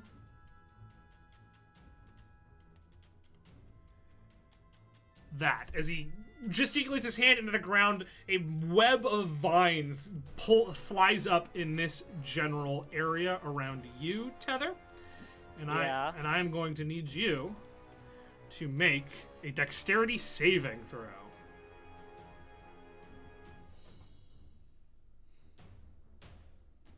A 9. That is a fail as the vines go up around you and they wrap around your neck. You are restrained and suffocating. All right. Septon, you are up. All right. Septon is gonna teleport to. Misty step? Teleport to Oh no, here. your Fey, Yep. your Fey step, right? Fey shit. Use my Fey shit. What's the additional effect? Fire shoots out in 5 feet around me. Does not hit anyone. All right. And then Septon's gonna walk to here, I believe. Let me check that measurement. Yep.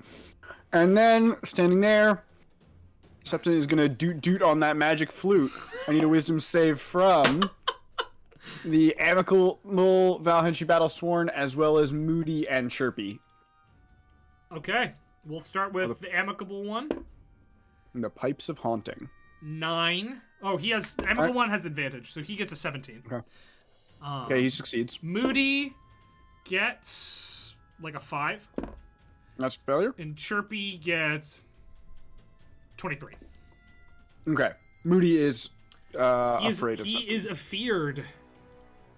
He has fear of Septon. Nice. All right, sounds good.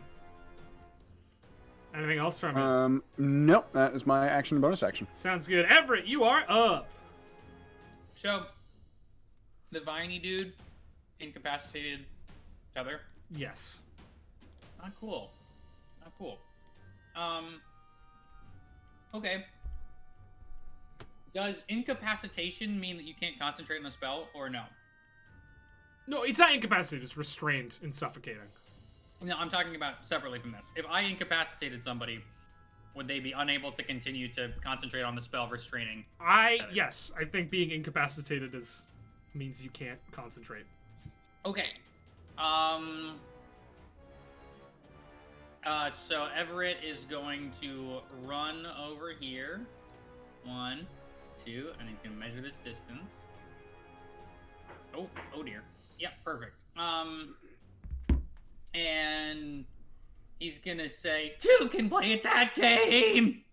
And you need to make a wisdom saving throw, please. That is a 9. Alright. And I'll tell you what happens to you in a second, because I lost my spell book. You are going to become incapacitated due to fits of laughter. Thanks to Tasha's hideous laughter. All right, yeah, sure enough. Unable to stand up. It can't concentrate, and that means that the vines go away. You are no longer choking. All right.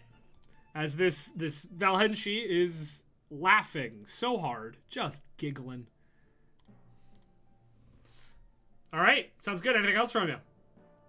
Oh, and Um, I believe you're concentrating now, right? Tasha's, yes, is concentration. There you go. Thank you. All right. Well, the moody Valhenshi Oak Guard is grappled, so it can't move, but it is scared of Septon. So it is going to take its one attack on the Scorpion with disadvantage. Coolio. That's bad. That is a 9. That's a 9. What Scorpion's AC is 15. All right. That'll make it the sloppy Valhenshi. Mr. Sloppy is going to run up behind you, Tether, and is going to take 2 attacks. The first attack misses for sure. The second attack also misses. Roll the 2 and a 3. All right, nothing from them. The amicable one is going to take an attack on Sheko. 15 to hit. Nope. Second attack on Sheko. 16 to hit. Nope. This is brutal for me. All right, your turn, Shandi. Okay. Smarty Pants. 15 to hit. 15 does not hit. Right. That's another miss. All right, double miss. We're a lot of missing happening. All right, Una, you are up. Yeah. Thanks, Peebs. Was it Peebs? Peeves, I can't believe you did that. Was it Peebs that did this? Stop I'm using joking the and dice you get gave me. joking. Oh, I see. What's the little symbol on the Vine speaker? He is incapacitated, laughing very hard because of Does that Tasha's hideous laughter. do anything for me? Does not do anything for you. Okay. Well, I'm still gonna try to hit him. All right, sounds good. Pew pew. Oh, natural 20. That'll hit, and you do have sneak attack because Oh, of the no. Scorpion. His So- name's Brutalitops. Brutalitops. Hold on, that's what's that so much from? addition. Okay, hold on, friends. I've heard that before. The first 5 dice. No I need way. everyone to help. Okay. That's Dude. 10. Community effort Could have been way worse. First 5 equaled 15. All right, 15. Second 5. What is 15 plus 25? Peter. That's 40. 40. 40? It is Those 45. are nice, 45, easy round numbers. 45 points, please. 45 points is easily enough to destroy this guy. You zoom right into its back and it just evaporates. All right. And then, smaller knife at... Oh, and I almost put this dice in dice jail. I'm so sorry.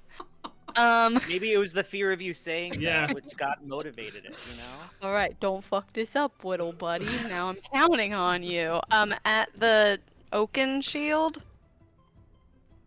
Yeah. Yeah, the Feared oak, and the grappled. oak guard. But, 17 to hit. 17 doesn't hit. Doesn't? Does not. Oh, he's shield boy. He has a huge AC.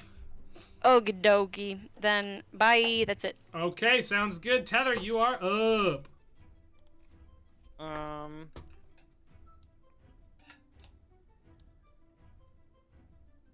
Can Tether tell this Brutalitops to drop shield guy into the pit? Yeah, you can. Is that an action for you?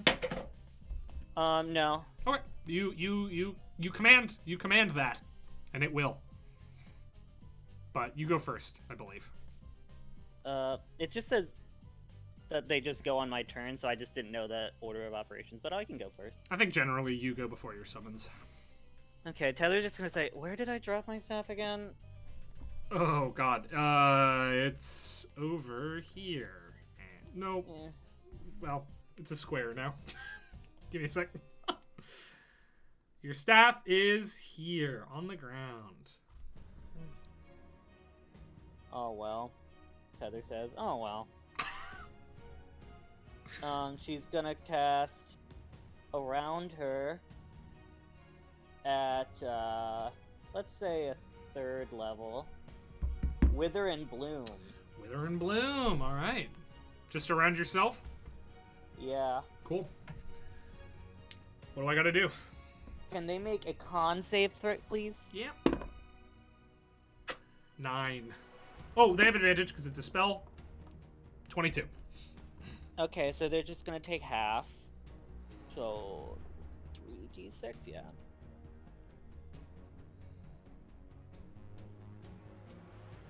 $11 half to 5 or 6. 5. We round down in this game. Cool. All right, and you can use hit dice to heal if you want. I am gonna do that. We're gonna hit point equal to the roll plus your spellcasting modifier. So the roll was 11. We casted a 3rd level, right? Oh wait, one creature of your choice in that area can spend and roll one of its unspent hit dice and regain a number of hit points equal to the roll plus. Oh, I thought they were talking about the roll of the damage roll for some reason. Yeah. Okay, so I'll do 1 hit dice plus my wisdom. What's my hit dice again? D8? Yeah, I think it's on your sheet. Yeah. 8 Yeah. plus 5. Another 11. Nice. So You healed for 11. I heal for 11. Expend a hit die. Well, I only heal for 5. How? Oh, is that how it is? Yeah. All right. Anything else from you? Oh yeah, Scorpion. Scorpion is going to drop the boy in the pit, and he will immediately take some damage. He's still frightened, right? Probably. How long does the frighten last, Peter? The frighten lasts 1 minute. Okay, cool.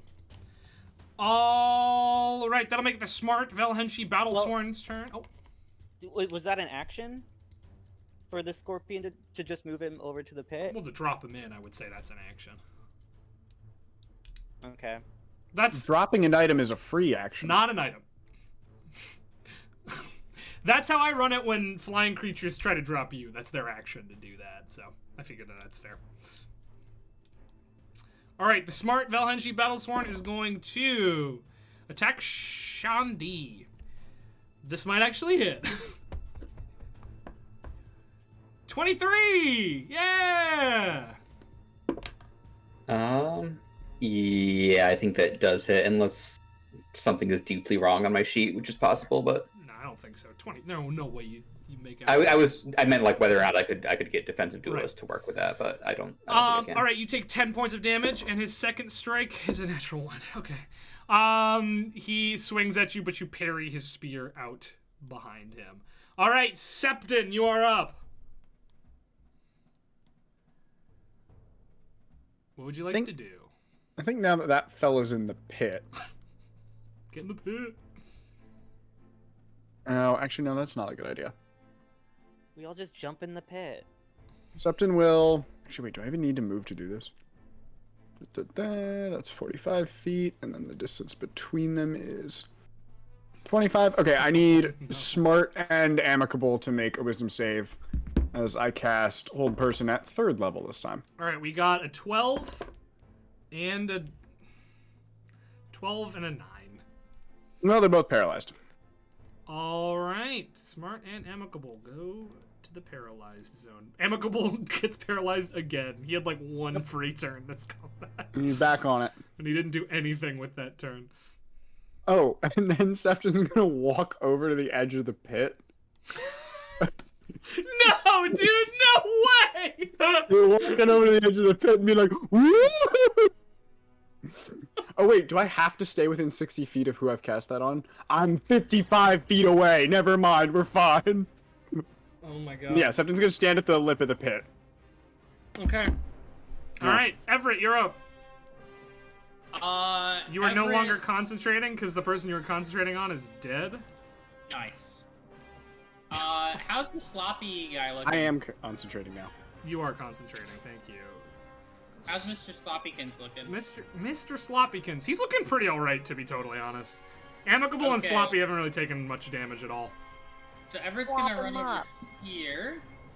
and Slop it up. and he's gonna look at the slot master Flash, and he's gonna say, "Whoa, look over there!" And he's gonna point to the fire pit, and then he's gonna use a spell that he's never used and never gets to use. He's gonna use pyrotechnics.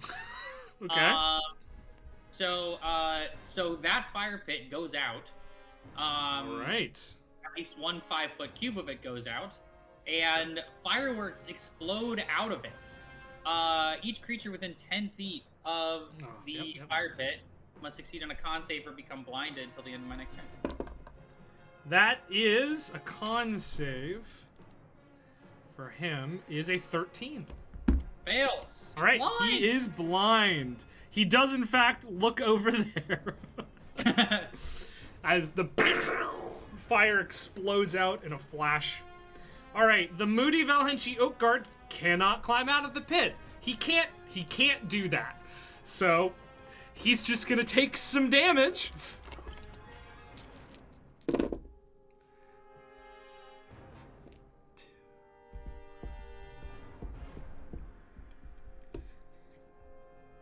He is going to take 32 points of fire damage. That's a Tether Septon Wombo combo. Yeah, it is. That's true. Really. You put him in the pit, I keep him in the You pit. put him in the pit, it keeps him in. Does he get to save against your fear? He can at the end of the turn. Okay. He can make the save again. He is gonna try. That's like a 9. Okay. That's not. So he's just roasting in the pit. His armor is made of wood too, so he's fully on fire. Oof. All right, Mr. Sloppy is blind, so he is going to make some attack rolls against Tether at disadvantage. That is a 16 No. and a natural 1. As you know what, he's not gonna lose his weapon. He's gonna fall prone as he overextends, and he's just on his ass now. All right, the amicable Valhenchi can't do anything, but he can make a save at the end of his turn. 12. Fail. All right, Fails. Sean D, you're up. The guy in front of you is paralyzed, so you have advantage, and you would critically hit him. Should you hit him? In fact, that's true for you and Checo. Nat 20. Well, you crit anyway, man. A double crit. You don't need it. You're just built different. All right.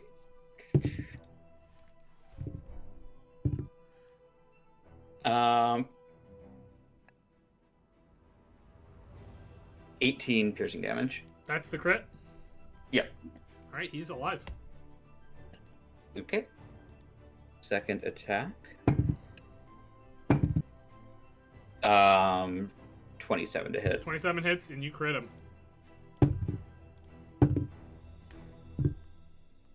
Not great. 16 piercing damage. It's enough. As you slash into him twice, and he disappears from existence. Anything else from you? Do a little bonus action to second wind. All right, heal on up. I took a hit or 2 or 3. You sure did. All right. yeah. You'll second wind. How much are you healing? Healing for 12. Sweet. Una, you are up. Pew pew dagger at amicable boy. You got advantage. Yeah. Oh, sorry, I don't know where that came Yeah. from. I will take that 27. 27 will hit. And you got sneak attack because of I sure do. It's a sweet Thanks, Shek. Sheko. I'm really glad we settled on Sheko instead of Gandhi. 21 points of the damage. All right, you get him right in the back. He can't do anything about it. Oh, fucking die again. That's again, the first again. damage that guy took. Oh, shit balls. 21. 21 hits. Offhand. Let's go.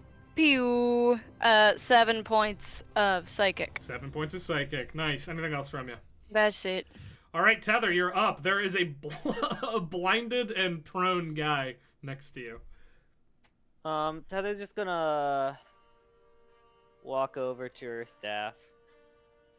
Yep. Pick it up. Sounds good. And then she's gonna do her. Shillelagh's gone, right? Yeah, you dropped it. Doesn't stay. Okay, then I'll do my turn 1 again All right. with my symbiotic entity and Shillelagh. You up your spores and your shillelagh. What's Scorpio doing? Scorpio. Or sorry, Brutalitops. His name's Brutalitops. Yeah. Thank you. His name is actually Soulful Giant Scorpion, but Oh, you should hear his music. all right, what's he doing?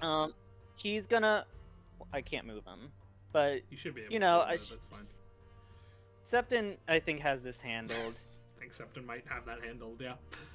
So he's gonna take 2 steps to the left. Yeah, and then Figured first, he might. He has advantage on Is he all gonna- of these. Yeah. plus 4 is an 18. 18 hits. And that is going to be. Oh, I'll just do all the attacks. Yeah, just do all the first. attacks. We'll just do that. He's still got some HP left in him, so. Oh, really? With a 13 with advantage. 13's a That's miss, fun. unfortunately. Okay, and then with Stinger is a 20. 20 hits. Okay, so 1 claw attack hits, so he is grappled. Okay. Poor guy. Into the hole. Well, this fire is out. Yeah, but there is more. Yeah. Let me draw on that. First claw attack is gonna be a D8 plus 2. That's only 3 damage. And then the Stinger 3 damage. is gonna be another 4 damage. Okay, so 7 total. And then can he make a Constitution saving throw? Yes, he can. 8. 8. 8? 8, of course. Okay. He's taking 4d10. That's some damage. 25. 25. Poison damage. Yeah, he's not looking great. All right, Septon, I believe. So Scorpion still has some movement, so he's gonna go back to where he was with that guy. Okay. This guy's on the ground. He's blind. He can't do anything. All right, Septon, you're up. All right. I'm gonna turn up to the amicable Valhenshi Battlesworn, Uh-huh. and Septon's gonna shout, Valhenshi, more like used to be. It's not very good. That was weak. I'm gonna be honest, that was weak. Give him a wisdom save. Wisdom save. He rolls a 13. That's a failure. He's gonna take Somehow. He's gonna take 2d4s of damage. As he's viciously mocked, he takes 5 psychic damage. And As this he will have orange gnome yells a bad insult at him, and he's just like, "This sucks, dude. This is the worst." And so the amicable Valhenshi now has disadvantage on his next attack. What next attack? And Septon is then gonna turn to the sloppy Valhenshi, Uh-huh. and there's his bonus action, spin the whip over his head. He can't see you. He can't see me. He's blind. He is dude. here. Oh, you're He right. can hear That me. is how that works, isn't it? Wisdom save. 12. Also, he should still be next He to the- fails. So oh, yeah, he got grappled. also, I forgot. yeah. So he also has disadvantage on his next attack. You Or guys, all you attacks guys until are the the end of crowd control team, aren't you? Anti-fun, baby. All right, it is your turn, Everett. All right, who's having fun? How do we stop that? So we got Slot Master Flash. We got Sheka. We got Amicable. Who's looking worse? Shockmaster Flash is looking worse. All right. But Slot Master Flash seems pretty handled. He does. How's the moody fellow looking? He looks like he has more HP than any of the rest of them, but he is actively on fire and can't get out of a flaming pit. So he's can't get looking out bad. If he tries, that scorpion's just gonna donk. Yeah, that's the thing. Even if he breaks the fear, the scorpion's just gonna throw him right back in. Donk. The Scorpion. On him. Sorry, but I'm gonna- Brutalitops. Brutalitops. yeah, I'm gonna run over and blast the amicable Blast him. With? with lightning bolt. Of course.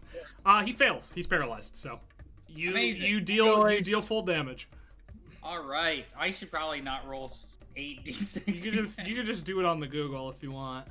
What am I gonna do? I'm gonna Goog. Or the Foundry, but, either way. Yeah, if you're scared of dice. We're back at 6 minutes of drums, guys. 5, 6, 7. I think we're gonna start and end this combat on 6 minutes of drums. Nice. All Oh, right. you think this is winding down? I know it's winding down. I see the numbers. You don't. Everett summons some electricity from the sky, and he points it at the Valhenji for 29 damage. Nice. Yeah, he's looking rough now. You just blast your electricity through his body. And he says, amicable? More like, damn, imbecile! Captain, that was better than yours. I'm sorry to say. That was better than mine. All So right. anyway, I started blasting. The Mr. Moody is gonna take a lot of damage because he's in a fire pit and can't get out. So he is gonna take. Help. I need somebody. Help. 16.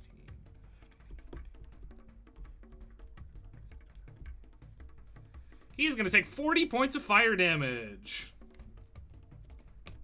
And he is now not looking good at all. He is looking really, really, really bad. And he's gonna try to get. He rolled an 8, so he's gonna burn to death. All He's right. very afraid. The sloppy Valenji is no longer blind because of the that wore off at the end of Everett's turn. He can't use any movement to stand up. So. Well, he can try to break out of the grapple. DC 12. Yeah, he could do that. Fearsome fighting. We'll fight to No, the he's death.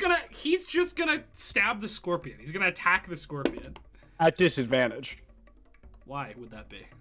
Didn't he fail the Whistling Whip. whistling whip check? Yeah. he fucking did. Nice. 21. Ugh, That was a disadvantage. Damn. Yeah. All right, Scorpion takes, thank God, 14 points of slashing damage. And his second attack is also a disadvantage, isn't it? 18. Yeah. 14 more. All right, here's the rolls. They're coming in at the end here. The amicable Valhenshi is, he's going to try to make another wisdom save. Yeah, 5. Nope. Sean D, you're up. All right. Make my way downtown. And I am Poor going guy to, is just frozen in place as you saunter up to him. as this little kitten of a gnome walks over. I'm gonna bonus action to activate Ember. Okay. Actually, wait. I might want to use my bonus action for something else if it costs a bonus action. It does cost a bonus action. Does it? Yeah. It doesn't say it does. I specifically made it cost a bonus action to give you something to do other than summon Sheko. No, I know Ember does, but does Unleash Incantation? Oh, I don't fucking know. No, you can just do that shit because this is a good class. So I'm gonna activate Ember and then I'm gonna Unleash Incantation. So first, Shandi's attack does advantage. Advantage. Yeah, 25. 25 hits and you crit as well. All right.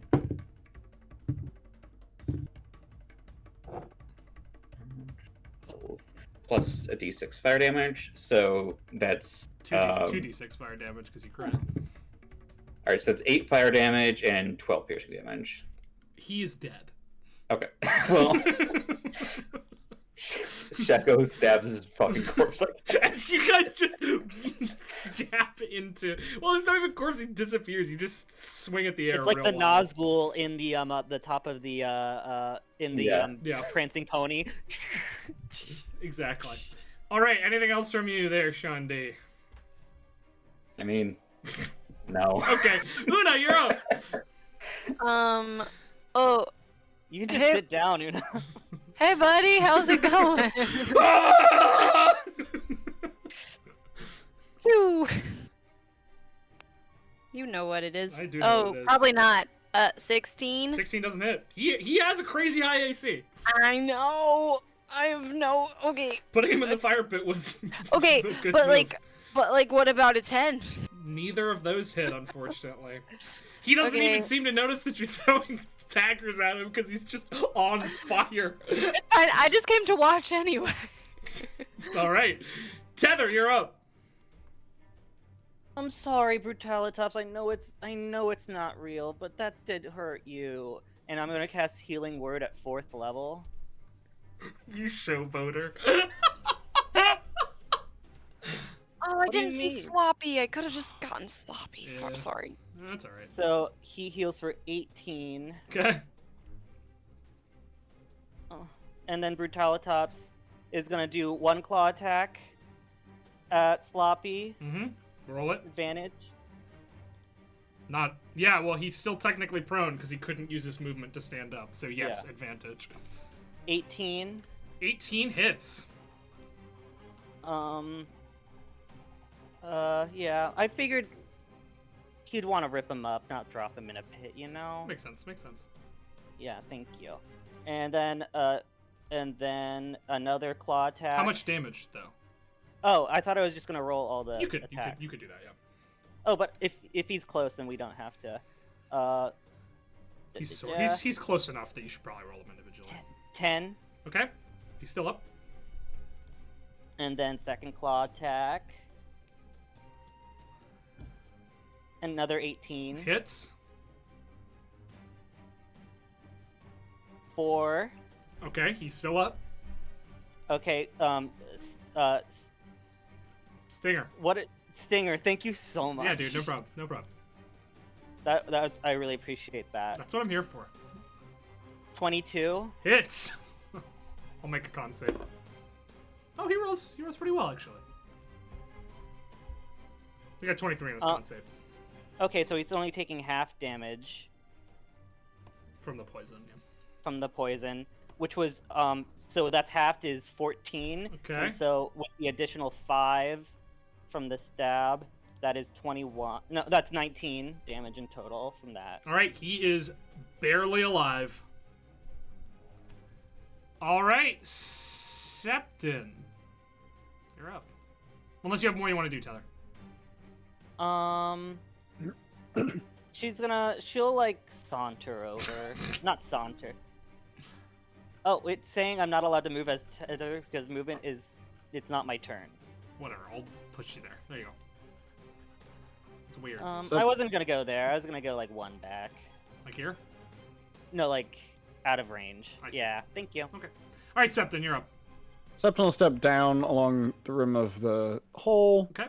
and make an attack at the sloppy. Advantage, my friend. All right, let's see if I can actually get this to work. Attack. Add advantage. That's nat 20. That's 28. Roll it, my friend. Damage. Critical hit. Up to 11. 11. It's fine. You didn't need more than that. He is gone. 2 of which was thunder damage. Good For to know. anyone interested. Good to know. That's also All the right. 2 you didn't need to kill him. All right then. Just so you know. I don't really want to hit the oak guard with the whip because he's on fire and I like the whip. The whip's made of metal. Oh, okay. All And right, also, well, this isn't fucking real. second Septon, attack. Hmm? Can you heal Brutalitops? Is Brutalitops real? Yeah. Brutalitops is real, yeah. All right, give me a minute. Septon will make his second attack against. But the damage Brutalitops has taken isn't real. Yeah. I'll take a second attack against the oak guard. Okay, go for it. You said advantage on the attack? No. Not on him, no. No, not on him. Normal attack. Oh, it's only a 10. Miss. It's very sad. Anything else from you? As a bonus action, Septon will cast Healing Word on Okay. Brutalitops. Everett. Septon will it is cast your it at turn. first level, which Tether doesn't know. Brutalitops doesn't know that damage isn't real. It's 9 healing to Brutalitops. Okay. Everett, you're up. All right, so it's just Moody Duty over there. It's just Mr. Burning Alive, yeah. Just throwing shit in the hole. Oh, that's sad. How bad does he look? Really bad. All right, Everett's gonna run over here. He has the movement. He's gonna come right up to the edge. He's gonna look down in the hole. And he's gonna say to the guy, "You fought well, but we were better." Ah! Is the response you get. He's going to blast. He's gonna blast him. I mean, like, let's be real here. He's gonna lightning bolt him in the face. So overkill, dude. All right, he fails. That's 8d6 damage. I'm telling you right now, this guy has 3 HP left. So let's see how much you overkill this fucking guy. Google dice. 8. These 1, 2, 3, 4, 5, 6, 7. There we go. Roll.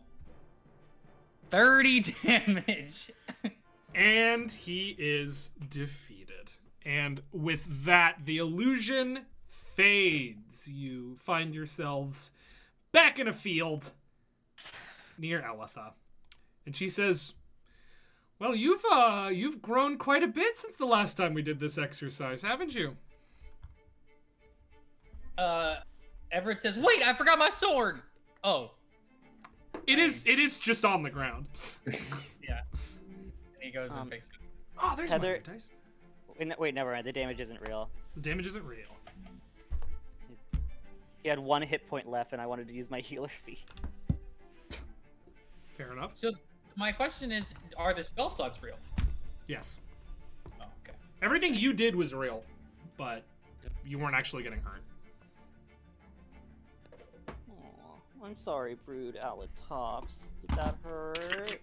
Just like petting and rubbing him around the mandibles, in the joints.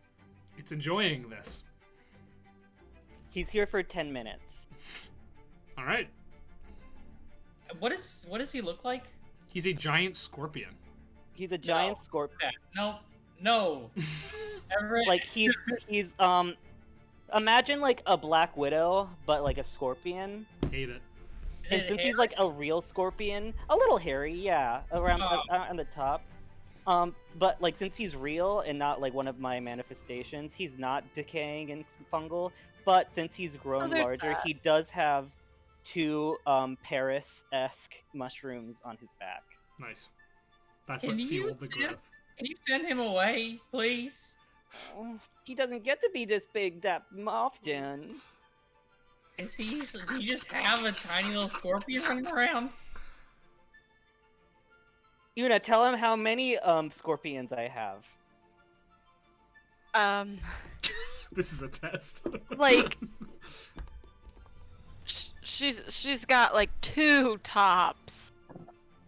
In Yeah, I have 2. In Tether's head, I say, "I'm lying. Just go with it." Okay. Yeah.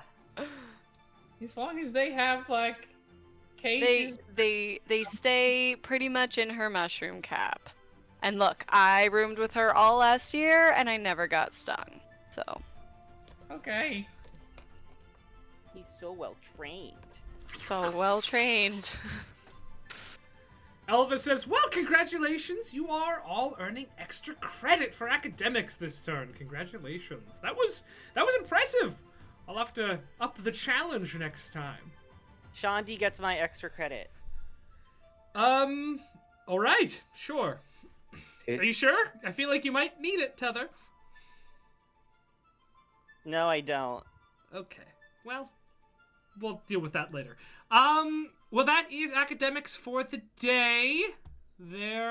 Yes. Congratulations. Good job. Class is done, so you're free to go. Do you want a carcass? Do you want a big carcass?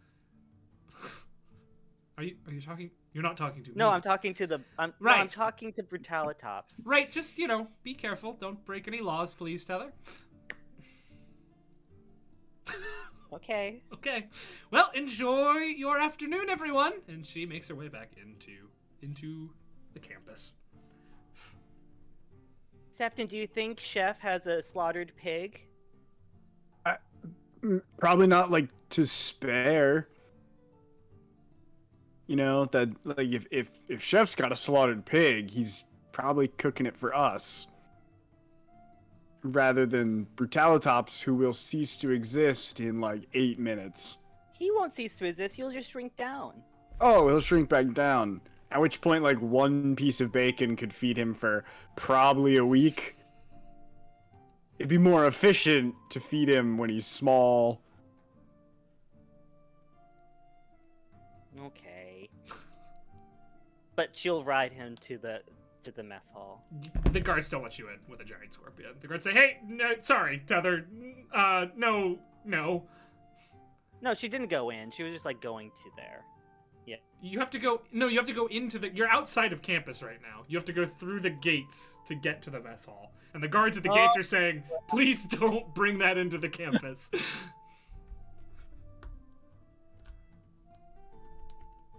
Okay, she'll just pet him for the rest of the 10 minutes. Before And he going seems to really enjoy it in. Yeah. as much as a scorpion can. Before reverting back down. Scorpions can feel a lot of emotion. You'd be surprised. How do you know this? As a pet owner, you become in tuned with the emotions of your animal. Right. Of course. Are scorpions like they're cold-blooded, right? They're not even blooded. They are blooded, but they're cold-blooded. I don't know what insects are. Your one blind spot. Definitely not Well, mammals. they're not insects, actually. They're arachnids. They're arachnids. Oh, so they're like spider. Yeah. Spider. They got the same number of legs as a spider. Instead of one scorpion, I could have Too many legs. I agree. Oh, I agree wholeheartedly, Peter. I could have summoned 3 giant spiders. Scorpion's kind of busted, though. I feel like you made the right call there. Yeah, scorpion is kind of busted, but also summoning 5 wasps. That's pretty busted too. They can fly. All right, what are you guys doing? Anybody want to do anything for the rest of their day?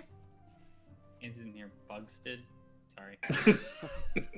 Bug snacks. Someone mentioned bug snacks? Bug snacks. We're talking about bugs. Bug Talking snacks? about bug snacks. Are we talking about We're it? talking about bug snacks, dude. The name on everyone's lips. Bug snacks. All right, then yes. I just wanted to, at some point, like on the way back, just go up to Everett and be like, "Well, Everett, despite your misgivings last night, you managed to land one blow. I saw." Oh, yeah. Yeah, that's quite the improvement. I was happy with it.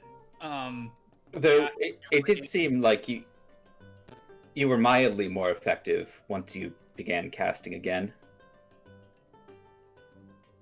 Yeah.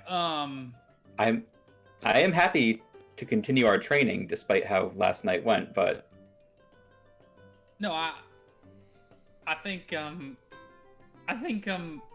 maybe it's better that we just give it a rest. okay. Well, if you ever want just for the workout, I'm happy to. No days off and all that. No days off. Everett walks into his room and takes his sword, and he takes a couple of like mounting things and just pulls out a hammer and just goes and puts it there. All right, you got a sword in your gamer room. You now have a sword hanging on the wall, completely undecorated except for this sword. No, Everett's a good decorator, but he doesn't really have a place for the sword. Well, just based on how you described it last when we were picking rooms. Yeah. All right. Cool. Anything anybody wants to do tonight, or we move on for Friday? Cool. Rebecca Black. We will move on to Friday. Fridays! Classes will begin with the Culture Elective. Who is attending the Culture Elective? Una and Septon. Maeve and Cynthia are also there. Oh, Everett's coming too? Cool. All right, this class is being taught by Baronet Rogier Betrell, the Seleucian liaison. As the class begins, he will say, right, my job as a diplomat is to go where my countess needs me to go, and in order to not offend, I must learn the culture and the customs of each place that I visit. I would love to begin with the culture that began all culture, my own, but I think that might be a bit too difficult for beginners, so we are going to start elsewhere and work our way up to Seleucian customs. Everett chuckles and says, "Try me." What? Huh? When he says it's too difficult. No, I know. He's confused. You said it was too difficult. Try me. Septon is actively rubbing his eyes. No, I don't think I will. We're starting elsewhere, and we will Okay. work our way up to Salos, because I think you'll find that a lot of cultures actually form from Seleucian cultures that change over time. But the place I think we should probably start is the lands that the gods forgot, because they are about as isolated from Seleucian culture as you can get, with the exception of perhaps the new continents, but we don't really know much of what goes on in there at all, so not really worth talking about until we know more. And he begins to talk to you guys about the culture of a place called the Dressy Highlands, which is a culture atop a highlands, no doubt, a large mountain range, just flat mountainous area, notably very. Now wait, is it flat or is it mountainous? It is a large mount. It is like mountains, and they're flat on the top, and that is Oh, the it's a highlands. That's mesa. a plateau. A mesa. A plateau. There you go. Or Thank mesa. A plateau, yeah. Thank you. There are 3 mountains on it though, but he doesn't talk about that. He doesn't mention those because they don't really matter for the cult. Well, actually, he mentions one of them because there's a monastic school up there that matters, I guess. The biggest, it's in Kruth. And the thing that you guys know about Kruth and that he talks the most about Kruth is that magic there's not a lot of magic in Kruth. Based off of the whole Vecna situation, Kruth's magic got blasted away pretty much. And nowhere is that more prevalent than in the Dressy Highlands. And in fact, during the winter in the Dressy Highlands, even people who can cast spells find it very, very difficult to do in that region. There's almost an anti-magic situation there. Most people don't worry about it, but they do have a sect of sages who use their magic to protect the communities up there. He goes on about some of the customs and whatnot. It reminds you a little bit about what you've heard from Skembran culture, actually, especially since they have Yetis as friends. They're friends with Yetis. There's a community of Yetis there, and they get along with them, which also happens up in Skembra. But it's a dry class for sure. He's lecturing. He's not really asking for questions. But it's definitely very informative. If you ever found yourself in the Dressy Highlands, you'd at least know where to start. Yeah. And the class ends. You take your other classes, and the final elective at the end of the day is Spellcraft. Who is taking Spellcraft? Septon and Everett. Okay. Did we do Magitech last time? Oh, I forgot to do Magitech. Didn't I? Did we do survival last? We did do survival. No, I Okay. didn't. Survival was on Monday. We definitely did survival. Okay. We did survival. Oh, no, I think we must have done Magitech last time because I don't think I forgot it. Let me pull up my. Hebes says we did, so. Okay. Okay. We did Magitech. Did Sean Probably do 10 Magitech? Yes. Okay, that's right. I would just want to make sure because that was the other one I wanted to go to. Yeah. Last one is Spellcraft. So Septon and Everett. All right. So Averth is here. He's excited. It is you guys, Cynthia and Elias. Cynthia looks, again, very out of place, but wants to be here. Everett will say, well, welcome to Spellcraft. Now, I am very, very knowledgeable in this field. In fact, I was recruited to the Exon Sortilegium because of my forays into chromatic spells. Prismatic spells, my bad. I invented that field of magic, and they liked that, I suppose. Crafting your own spell, I think, is the most powerful and important way one can show their creativity. It is taking the chaotic energies of this world and binding them into something, whatever you want it to be. But it's not simple. In fact, it's rather complex. And there's no perfect starting point. Different people like to start at different places. Myself, I like to begin by painting an image in my head of what a spell could be. And in fact, I think today we could go through it. A little bit of my tactics. Thanks for the sub, Sean. 32 months. Goddamn.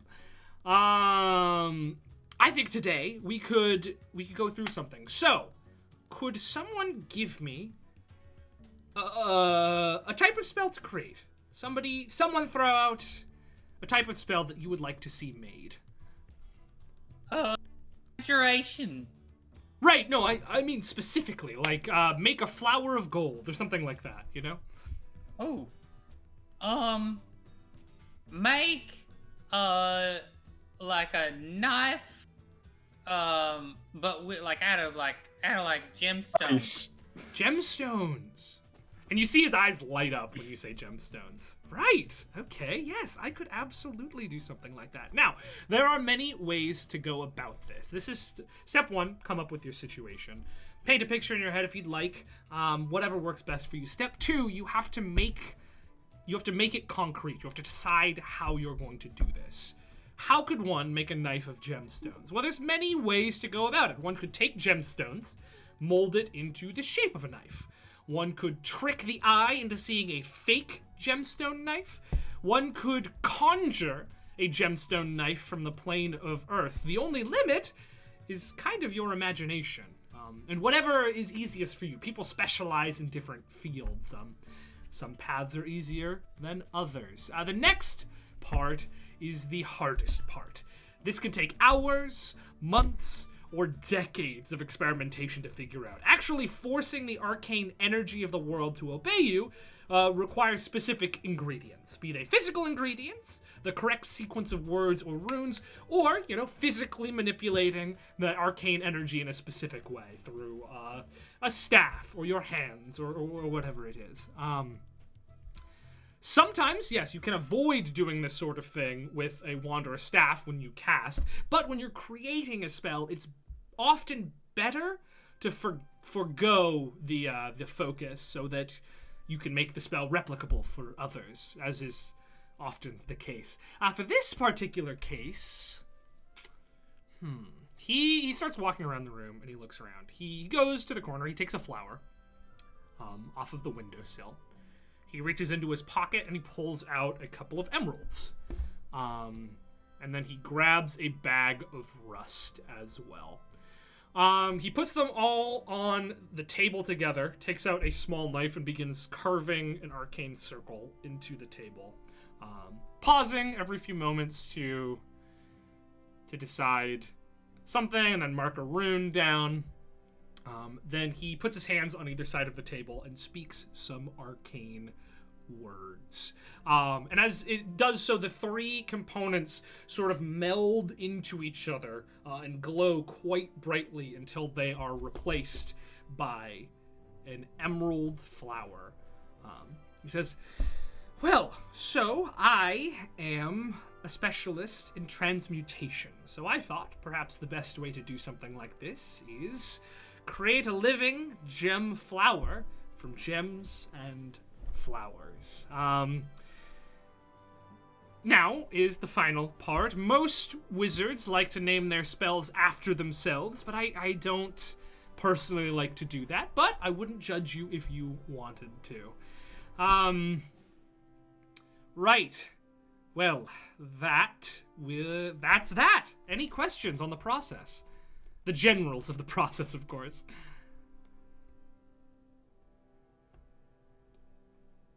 I mean, is that like the whole semester? Well, you see, Elias actually speaks up and says, well, Everett is, he's one of the more powerful wizards in the world, so what we just saw would probably take most people, like, a couple years to do. And Avery's like, well, I mean, it was a simple spell. I'm sure some of you could do it quicker than years. But the semester, effectively, is learning how to do that yourself. The hardest part is going to be that middle part. I'm afraid I didn't explain myself too terribly well there. I tend to get lost in thought. But actually physically making it happen. I mean, come up with an idea of something you want to see in the world. Together, we can figure out how to make that possible, and then we'll experiment till we find it. That's the semester. Sure, that sounds great. Right. Well, any questions? And Cynthia raises her hand and she says, yes, if I'm not able to cast spells, will I be able to make spells? And Everett says,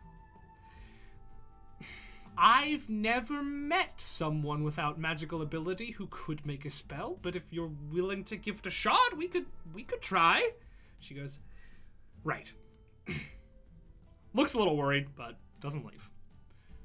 But for the rest of the class, I'd love to hear ideas. What sort of spells do you want to make? Septon, any ideas? Any sort of spells you might want to make? All right, hear me out. A spell that, like, gets a song stuck in someone's head to distract them. Absolutely doable. Yes, for sure. Right. That would probably be an illusion spell. Yes, we could absolutely make something like that happen. I feel like annoying my foes during combat would be quite helpful, Well, and keeping them distracted that way is something I could probably pull off. Right. Frankly, depending on the song, just singing it could count as doing that. Well, yes, But that's true. a little magic added in there. Although I'll be frank, you got all this info about like how your magic works. Can't relate to that.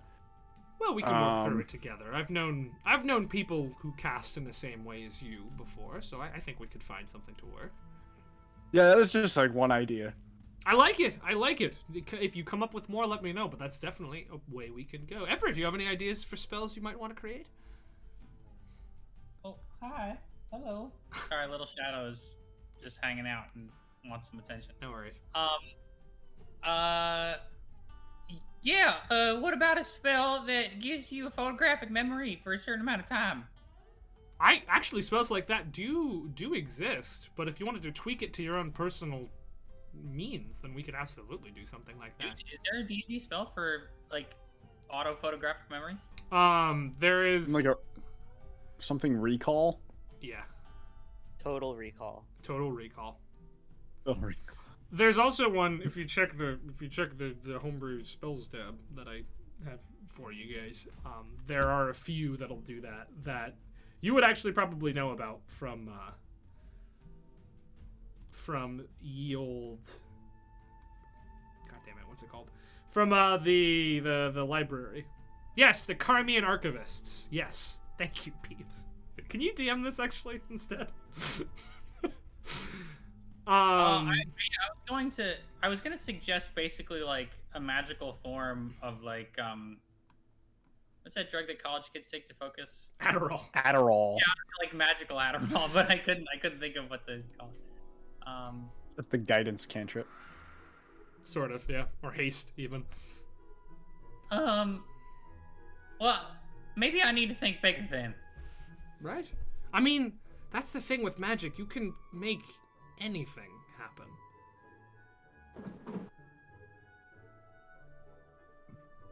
Sorry, I was thinking and then I just read Hall of Butts. What?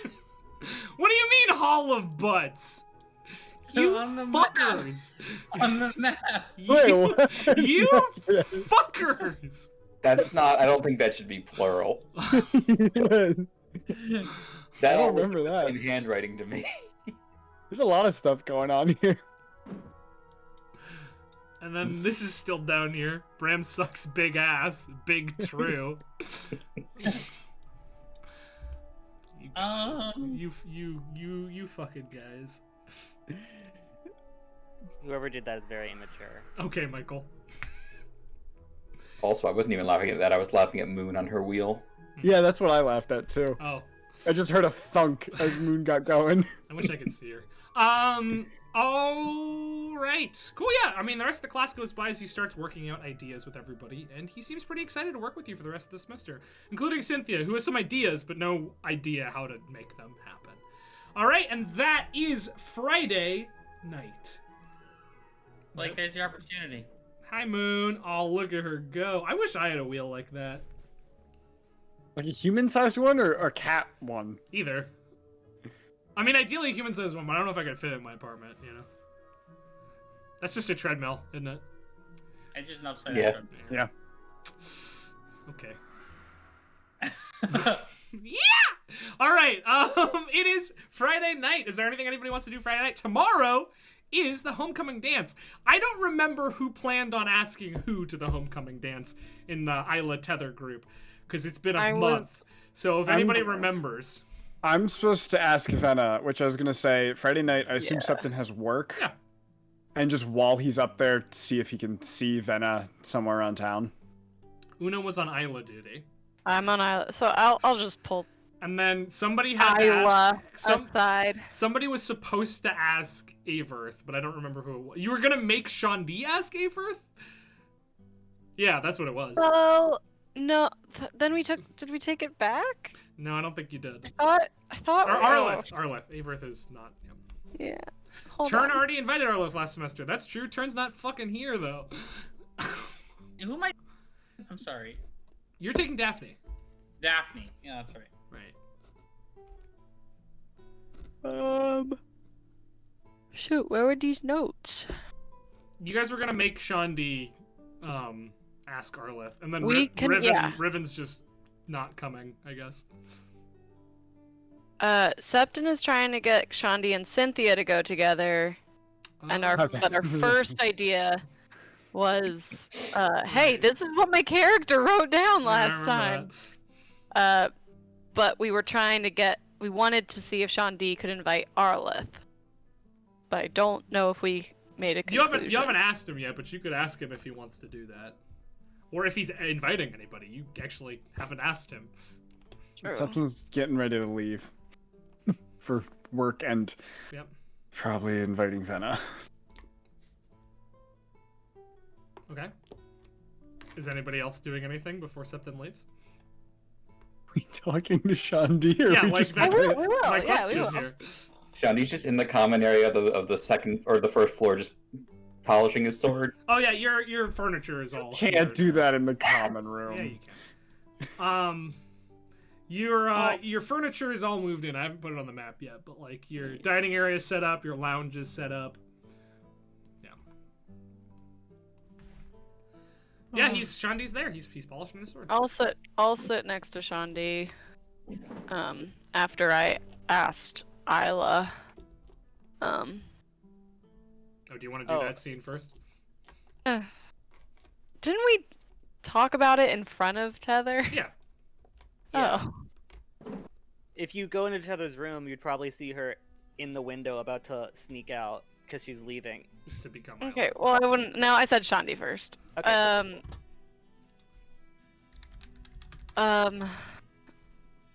How's the sword?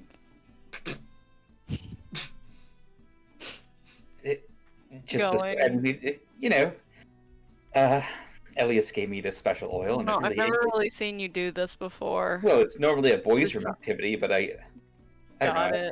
it. The new couch is so lovely, and you really can get a good angle. Cool. Did you ask anyone to the homecoming yet? Oh no, we have plenty of time for that, don't we? It's tomorrow. He drops the sword. Clang, clang, clang, clang. Tomorrow. So the gang was talking. Sorry you were not put in the loop about this. Oh no, I must have had my dates wrong. I thought we had more time. Yeah. So, is there anyone you want to ask? I hadn't even given it much thought. There's an order of operations to these things, Una. I have to. Oh. There's a whole list of tasks and traditions I have to perform, and I have so little time. Is there? Do you want help with those tasks? Blake, what are the tasks? Fuck you! You can't say I have tasks and then I. You mentioned them last time. Well, you said there were. Yeah, I mean, you gotta. I figured you wouldn't just say that and not have Of course a well-established lore document. Of course I did. 90% of DMing is just saying stuff. Saying it. Are there any, Carleonans definitely have tasks. Like they have all sort. They're a very ceremonial culture. Zymori, I mean, you're a noble, so you know that there's all sorts. You have to do a courtship, and you have to send letters and presents to the person like well in advance, and then usually have a meeting set up between both of your guardians, where you can meet and then officially ask them to an event. Okay. Well, I mean, I could skip some steps. I mean, I don't feel like looping Rask into all of this. So the guardianship meeting, well, maybe I should meet their parents. I could do that. We don't have to get Rask involved. I have to get a gift. Oh, will things be open tonight? Can I go shopping? I was just about to head up to the city, Tempton says, entering the room. I haven't even thought of who to ask yet. Ugh. We have two options for you. If that makes it easier, but if you had someone else special in mind. Well, let me hear your suggestions first. Okay, first one is Cynthia. You two were made for each other. Second is Arlith really wants to go, but he won't admit he wants to go. And now that we're kind of friends with him, I feel bad. He was really dropping hints that he wants to go, but he's giving off the air that he doesn't care. So, you want me to either ask Cynthia or Arlith? Correct. Or Cynthia whoever you want to ask. Cynthia would be there either way. Oh, duh. She goes to our school. Duh. Why did I- this come up a month ago when we discussed it? I think it was I'm less of a, like, interactive. let's let her come, and more like those two would be good together. Septon's like tying his shoes, like he's trying to leave for work.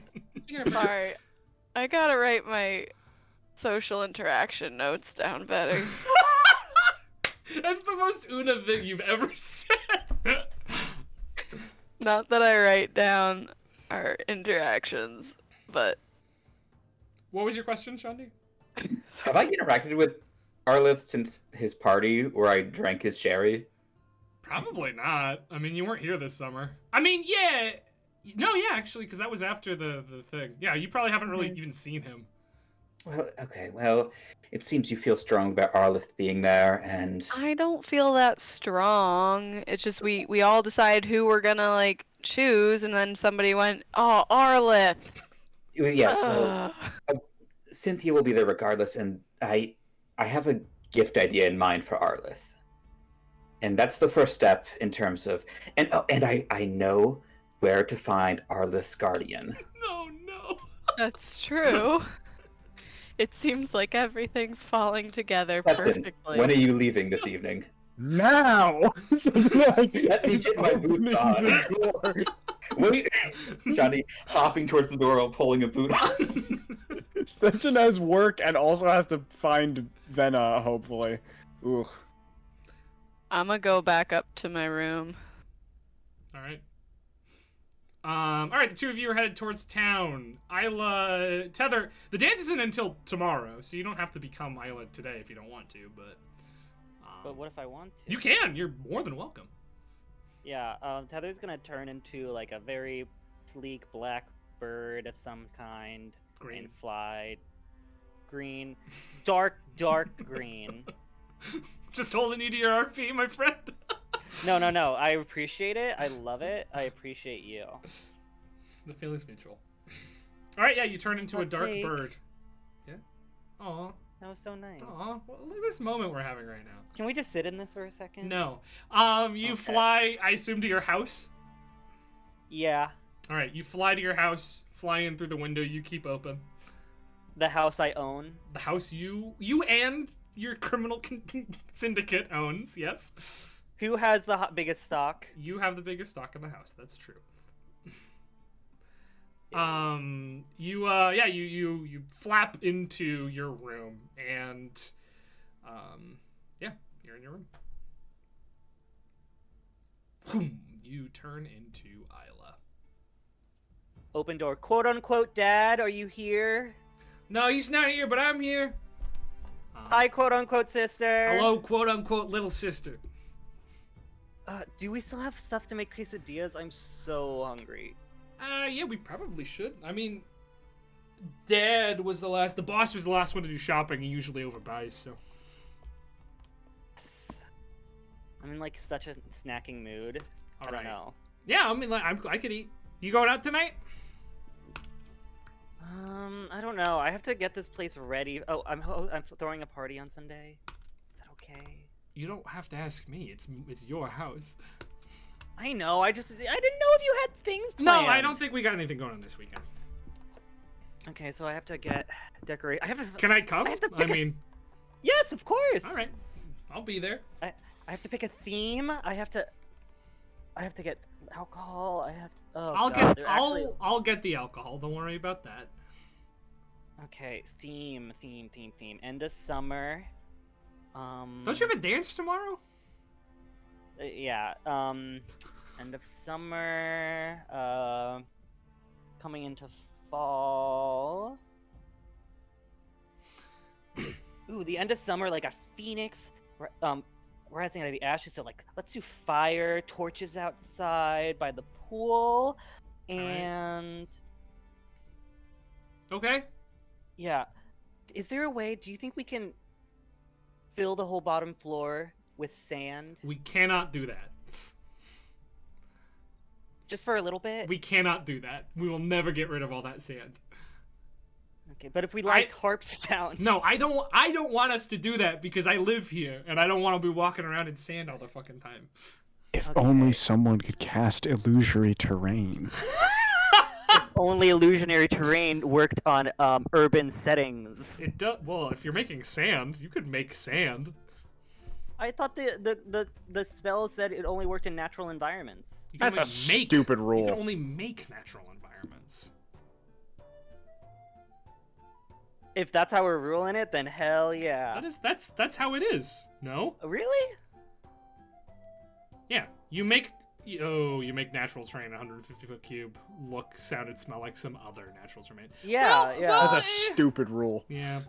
Well, Come on, for flavor. Can we just do I'll it let for you flavor? do it for flavor. Okay.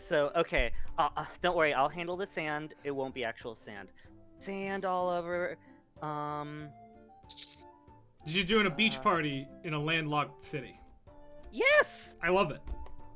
Beach Boys. I love it. I love you, sister. Blink, wink, wink. Blink, blink, Yeah. indeed. All right. Blink, blink. Blink. Oh, it's wink. Oh my Wink. god, I'm yeah, so there dumb. you go. Hey, it's fine. You're literally a mushroom person. So like you're batting 100%. No, I'm not.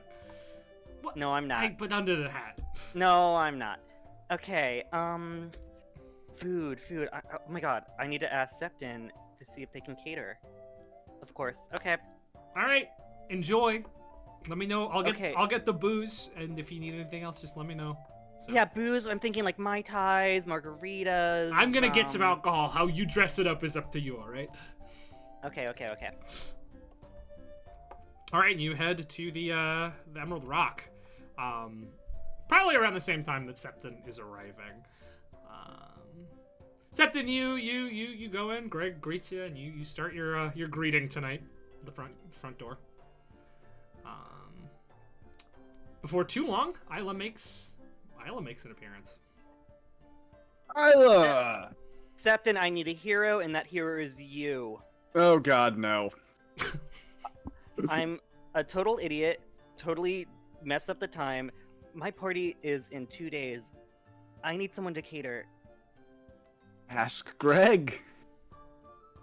Okay. If the pay's right, you know he'll do it. I was hoping you could like butter him up for me. I don't know. Let's see, what day is it? Friday. Oh. Is it Friday? No. I mean, Today's what day Friday. is the party? Sunday. Sunday. Sunday is Sunday night, Sunday afternoon. Sunday evening going into night. We don't need a caterer there. Honestly, I don't think the bar has a ton of activity on Sunday nights. Yeah. It's not usually our happening time. Yeah, and the food drive happens in the morning. So you want me to talk to Greg about this, or you're No, gonna yeah, talk? I Do we- don't need you to talk to Greg. I could just call him over. We're not super busy. Are we super busy at the moment? Normal Friday night crowd. It's early. Hey, Greg! Somebody wants to hire Yeah. you. Hire me. And he We makes his cater? way Can we over. cater tomorrow? Tomorrow? Not tomorrow, on Sunday. Sunday. Sunday. Can we cater to Sunday? Make a persuasion check. Which Can I who? have who? Whichever one. And you can take advantage for the help action. All right, I'll make the persuasion check. I'm pretty sure I I'm better at figured that. you might. I actually don't have a ton in persuasion, Yeah, but you're a charisma machine. you said Oh, yeah. advantage because of help. Because of help. Ha! Flaccid 20.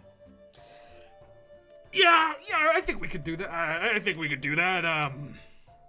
How much you paying? Isla? Okay. What's the how much budget of here? The funds can I dip into?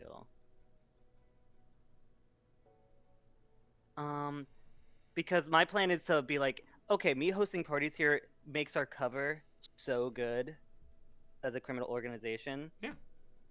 So I was hoping the criminal organization would front that. They might, but you gotta throw out a price right now and then go back to them with that price. Okay. Well, what's his name again? Greg. Well, Greg, to be totally honest, I don't really know fair pricing for a caterer. Could you please name a price that you think is fair? On short notice, but you are a friend. Call it 25 gold. We're good. 25 gold? Perfect. Let me talk to my dad, and I'll bring it back post-tense. You pay after. That's fine. I know you're good for it. You're the best. We're still good for the food drive that morning, though, right? Yes, of course. All right. Enjoy. Oh shit, the new girl. And he walks back, and you can see that Runia is just like standing completely stock still at two people giving her an order, and she's not doing anything. It's like, I got it. Yes, we're good. And he goes over and says, "Oh hi, how can I help you?" Yeah. And he leaves. Cool. Do you leave? Do you stay? What? I don't leave. I know you don't leave. Isla, have you seen Venna? I have to talk to her tonight. Oh god. What is Venna usually doing on a Friday night? Is she at the open mic? She could Maybe. be. She I don't know. She loves to sing. She I loves just- to sing. I just gotta catch her. I'm supposed to invite her to a thing we're doing down tomorrow night down at Hagen. You have to? It'll be fun. We get the whole gang there. Okay. As long as she doesn't try to sing again as entertainment. Not a singing event. Okay. Yeah, she's probably down by at the open mic then. Do you want me to grab her for you? No, I'm already at work. If I have a break, I'll sprint over there. Okay, cool. Oh, also, if you, I want you to have fun.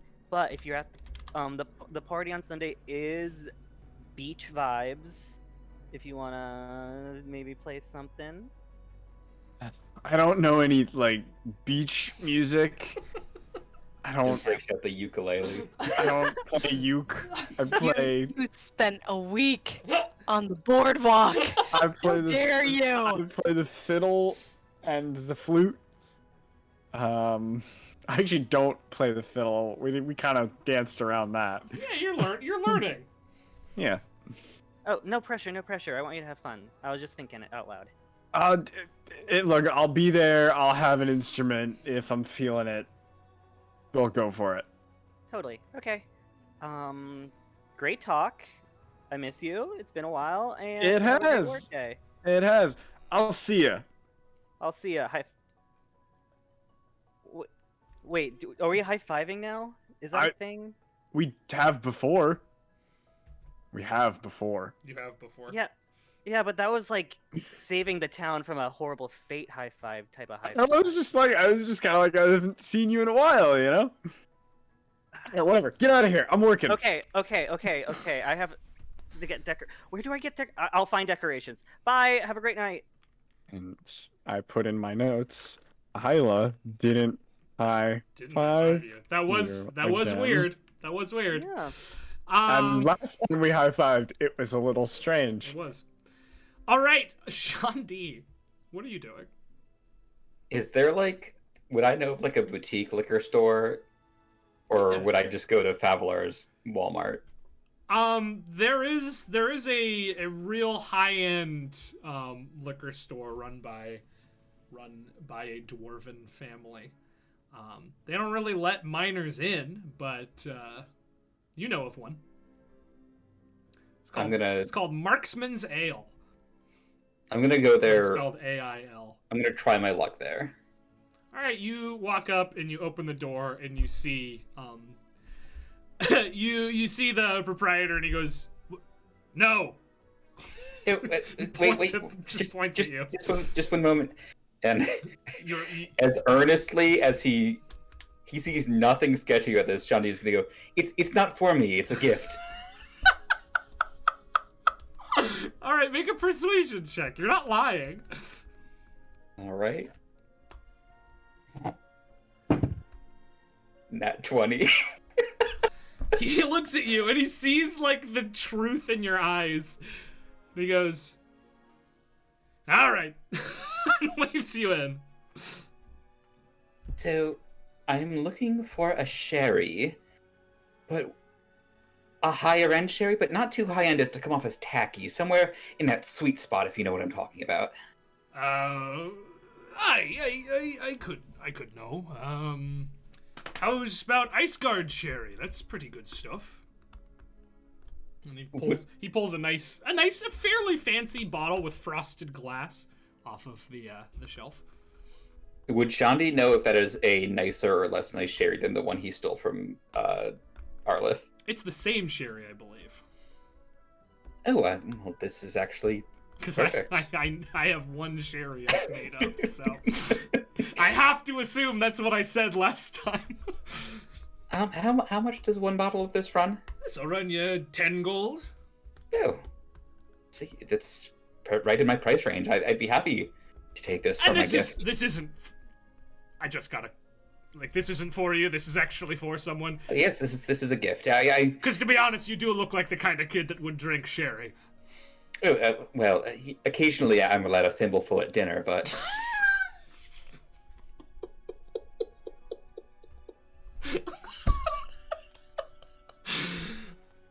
Right. Well, here you go. You said 10 gold? 10 gold. All right. A thimbleful at dinner. Well, it's been a pleasure. I have to say this one went quicker than I thought. I'm going against my better judgment here, kid, but you really don't look like you could lie if you wanted to. Oh, I'll take that as the compliment that I suppose it was. Thank you for your service. Have a good rest of your evening. Aye, you as well, lad. Shandy heads out. Don't come back soon. Okay. That's just all right. All right, you head out. Where are you headed next? What time is it right now? Probably 5:30. I'm gonna go to Arliss' house and knock on the door. All right, you knock on the door. The door opens. You see Arlith. He goes, "Oh, hello. How's it going?" Arlith, hello. Long time no see. Yes, I suppose it's been. I'm back in the area for school. I figured. Yes. Yes. How was your summer break? Are you pranking me? What's happening right now? No. So listen, as you might know, there's a bit of an event tomorrow. And we were talking about how we wanted the whole gang to be there, and well, I had heard that you hadn't been asked yet, and I thought it would be a kind gesture. First, oh my goodness, and I present to you this gift first. I believe you like this type of sherry. I do like this kind of sherry, and I'm out. Oh yeah. Oh, look, what a coincidence. Right. What? Why though? Why are you giving me it's this? It's customary to present a gift before asking one to an event. So, would you like to 100 years attend ago. tomorrow night's event with me? The dance? Yes, that event of the several happening this weekend. Yes, I hear Isla's having a party as well. I don't really need to. You can ask whoever you want, Shandi. You don't have to. I don't have to. No. Go. I think it would be most prudent to ask you. Well, since you're so insistent, I guess I should say yes.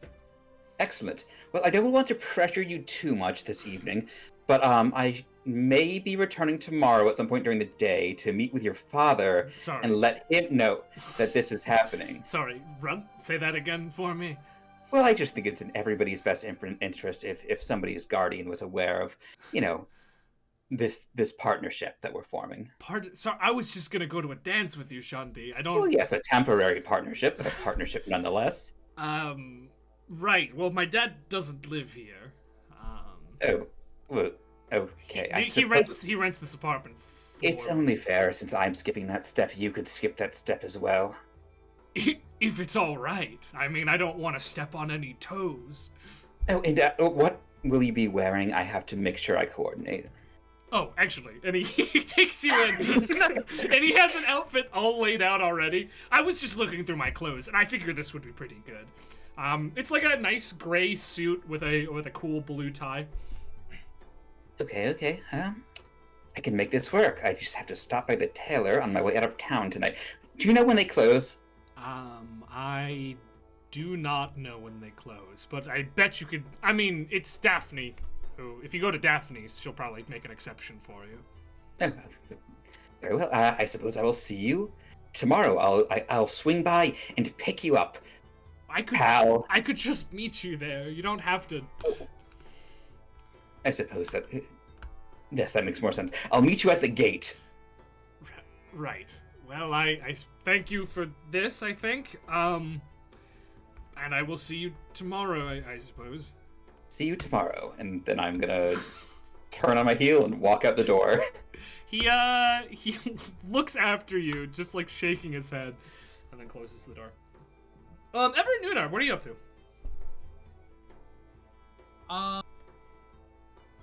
Everett? Oh boy. I think he's going to go and talk to Everett? If Everett has like office hours or something? Yeah, Everett does. Well, he doesn't have office hours, but Everett is here. He's researching the lab downstairs, and you have access to it, so. Yeah, you can head down. You head down through the dungeon. You head down around the now sealed off with glass pillar of water, into the lab, and you see Everett is there, sort of writing some stuff down on a clipboard and looking around through some of the mushrooms in the area. Everett says, excuse me. Yes. Oh, Everett, delights to see you. And he closes his notes and he puts them away in his robes. That was a pretty cool class today. Oh, I'm so glad you liked it. I mean, as a wizard, I was hoping you'd find some interest in it. Yeah, Ellie has said that you're one of the most powerful wizards in the world. That is just Elias. I wouldn't say that about myself. No, I mean, it's true. No, thank you, I suppose. I mean, I think I would know, maybe, but, But I just wanted to ask, do you know any spells that like make somebody like stronger or like bigger or like, like really good at fighting or anything? Well, there are several spells that can do that for you temporarily. There's. But what about like permanently? Well, it's a bit harder than that when it comes to magic. Spells that do permanent things, well, those are quite powerful, quite difficult to cast. Some would say higher than you may be able to do. There are several 9th level spells that could do things like that for you, though at great risk. And there are spells more powerful than 9th level spells, but I wouldn't recommend seeking them out. There's items. The manual of strength or something like that would make you stronger permanently. Though you'd have to read a whole book, and they're quite rare. I know belts of giant strength can do stuff like that. There's some gauntlets that magic items might be where you wanted to head, but I mean, I suppose there are spells that could permanently change you, but they're risky. I guess I just what I'm trying to say is that I've been friends with my friends now for long enough that I've seen them like getting like bigger and like they change, like they get stronger and I mean I guess I get more magical or something, but otherwise I just kind of stay the same. And I guess up until now, I never really was around people that were changing. I was just around people that were just kind of getting old. And that never seemed so appealing. But I never been around people that were just like starting out, and I realized that I never really did that. So I was just wondering if there's something that could maybe change that about me. But I guess that's not something that people know about. As you look at Everett, there are tears in his eyes. And I don't know, it's not like he has never shown emotion before, but this is significantly more emotion than you've come to expect from this man. And he looks at you, and he wipes his tears from his eyes. He says, I'm sorry. Didn't realize you were suffering like this. I don't know if I'm suffering. I guess maybe I am. I don't know. But I just, I just want to be like them, I guess, or maybe I don't. I don't know. I just want to have like normal experiences. And no one can blame me for that. What did he do to you? I mean, what did he do to me? No, nothing. It's nothing. Did somebody do something to me? No. I was thinking about something else. Here's what, Everett. I would be honored to try to help you with this situation. I have never encountered a creature like you. In fact, I doubt many have. Do you know why you're like how you are right now? No, but it feels like you do. I'm afraid I don't.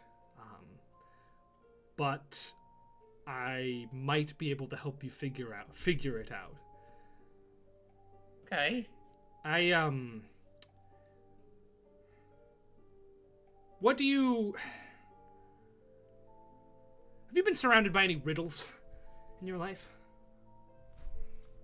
Not like metaphorically or like very literally. Literally, like yes.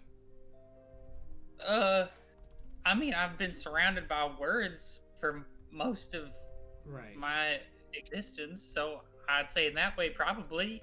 Right. No, but I mean something more concrete, like a puzzle that is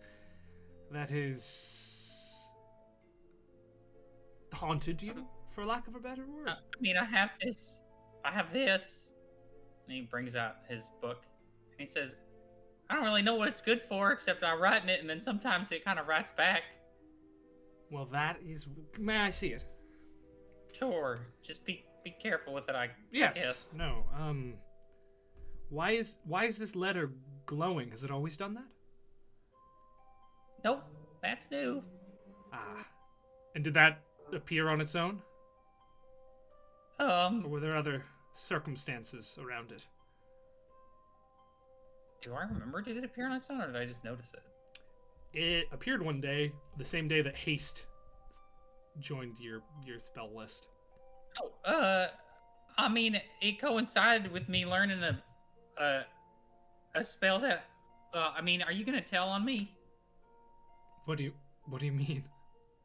I learned a spell you're not supposed to know. Oh, I am not beholden to the laws of the Zymor Empire. I operate Okay. above that. A time spell. Yeah. Huh. No, that makes sense. I think there's a connection there, Everett.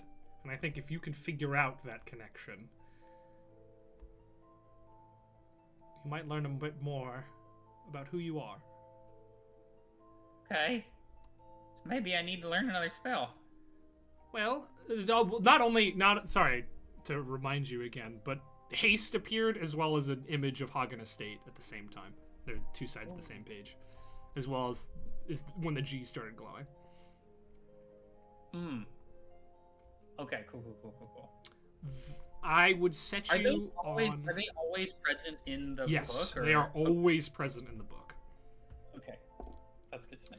I would recommend you set down that path. I think the reason you're like this might be hidden behind this puzzle.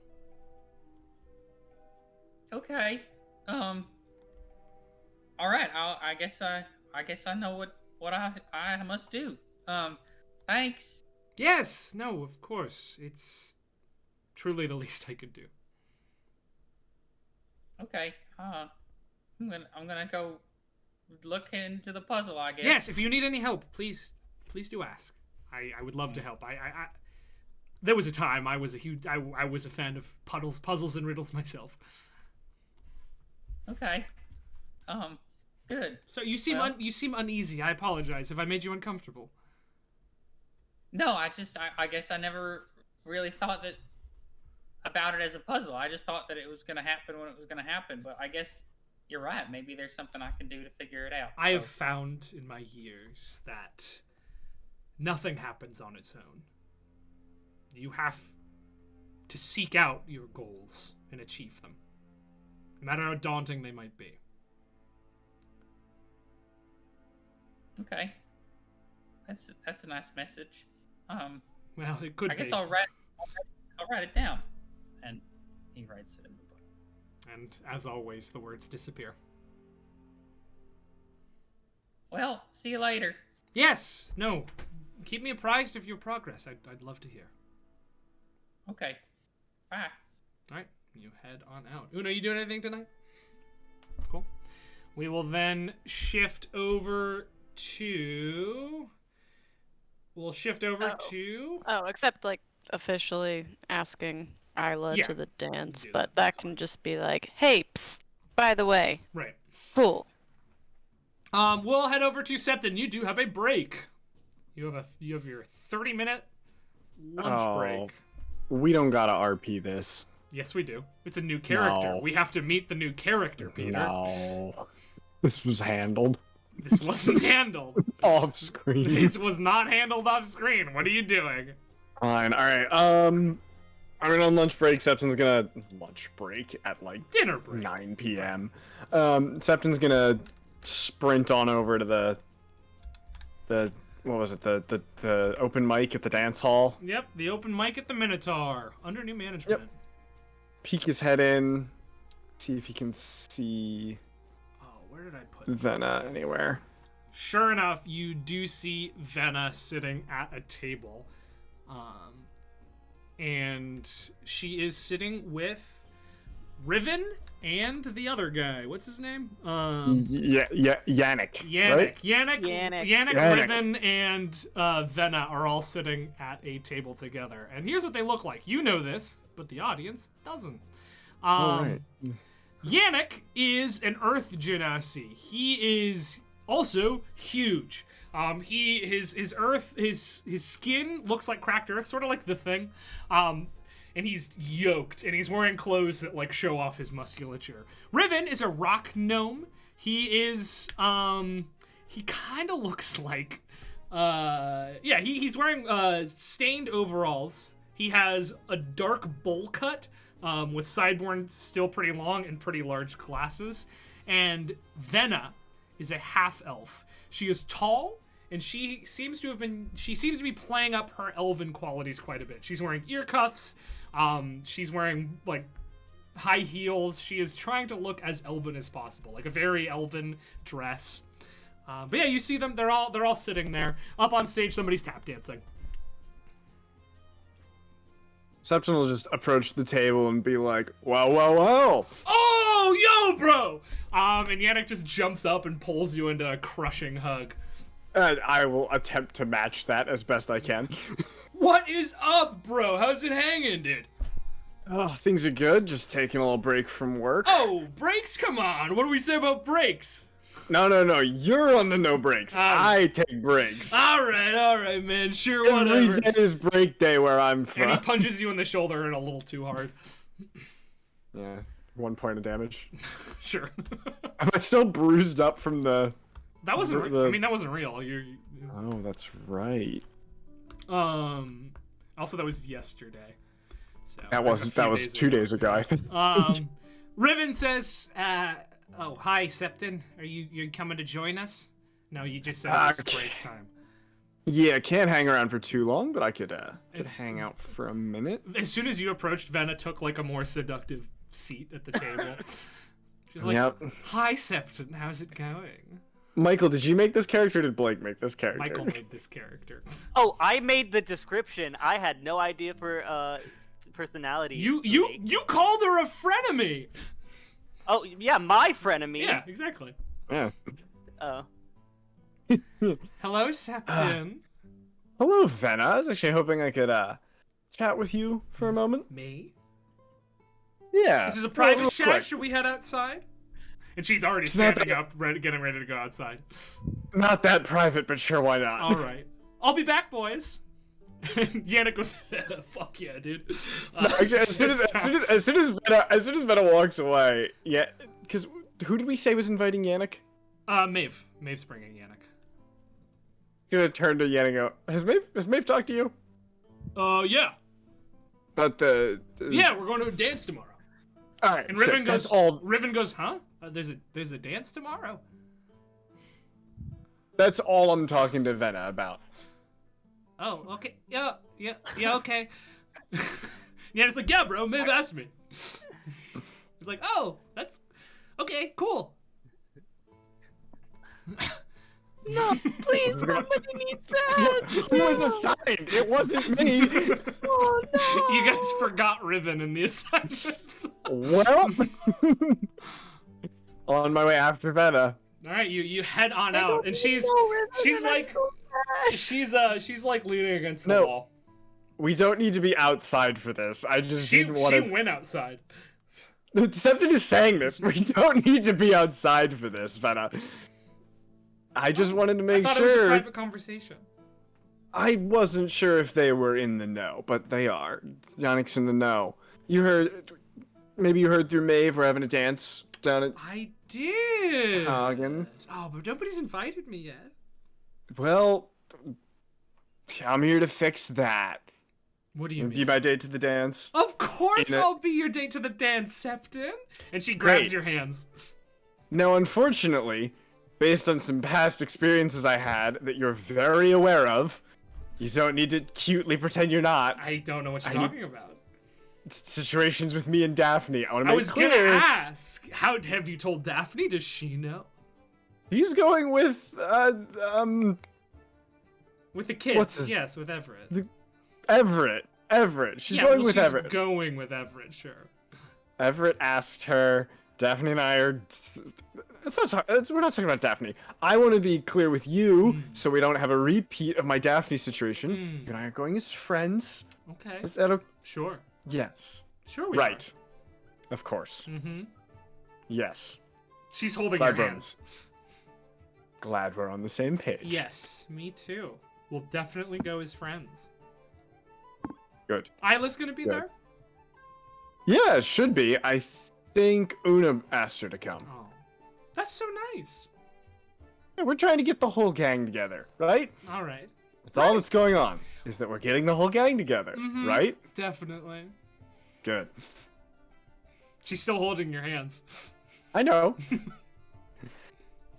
Anywho, we should be getting inside before anyone gets suspicious of anything. Oh, Wouldn't let want 'em. that, of course. We're just friends No, after no. all.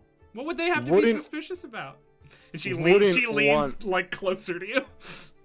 Wouldn't want that, would we? No, we definitely would. So they're like pulling her back towards the door. Plus, I need to be getting back to work. Such a hard worker. All right, I won't keep you. And she leans in to kiss you on the cheek. Whatever, Just a friendly- Septon lets it Just a happen. friendly kiss. And then she walks. Exactly. Then she walks inside. Exactly, a friendly kiss. Normal, as far as Septon knows. That's true. Where Septon comes from, that's not that weird. All right. And All right, last, Captain, you head back back to to work. work. Last but not least, Shandi, what kind of clothes are you trying to order from? You go to Spunwheat and Daphne lets you in and asks what you want. She can do it. Yeah, I she mean, can do a rush I job for basically, you. yeah, just request in the same colors as I keep wanting to say Everett. Arlith. Their names are unfortunately very similar. Yeah, so the same color scheme, but closer to Shanti's style, with maybe like a drapey, like half cape type of deal. Some chains, like affixing it to the other shoulder. Oh, all right, you're going full Commodore. Yeah, that's Nice. All right, yeah, she'll charge you 5 gold for it. all right. All right, and you head back, and that is where we're going to leave it for tonight. We will pick up tomorrow with the homecoming dance. Tomorrow. We're playing tomorrow, actually. We're playing every day now. No, we'll pick up next week with I wish. We're picking up next week, next Sunday, with the homecoming dance, which is bound to be fun. With everybody there. Most everybody there. Sorry, Riven.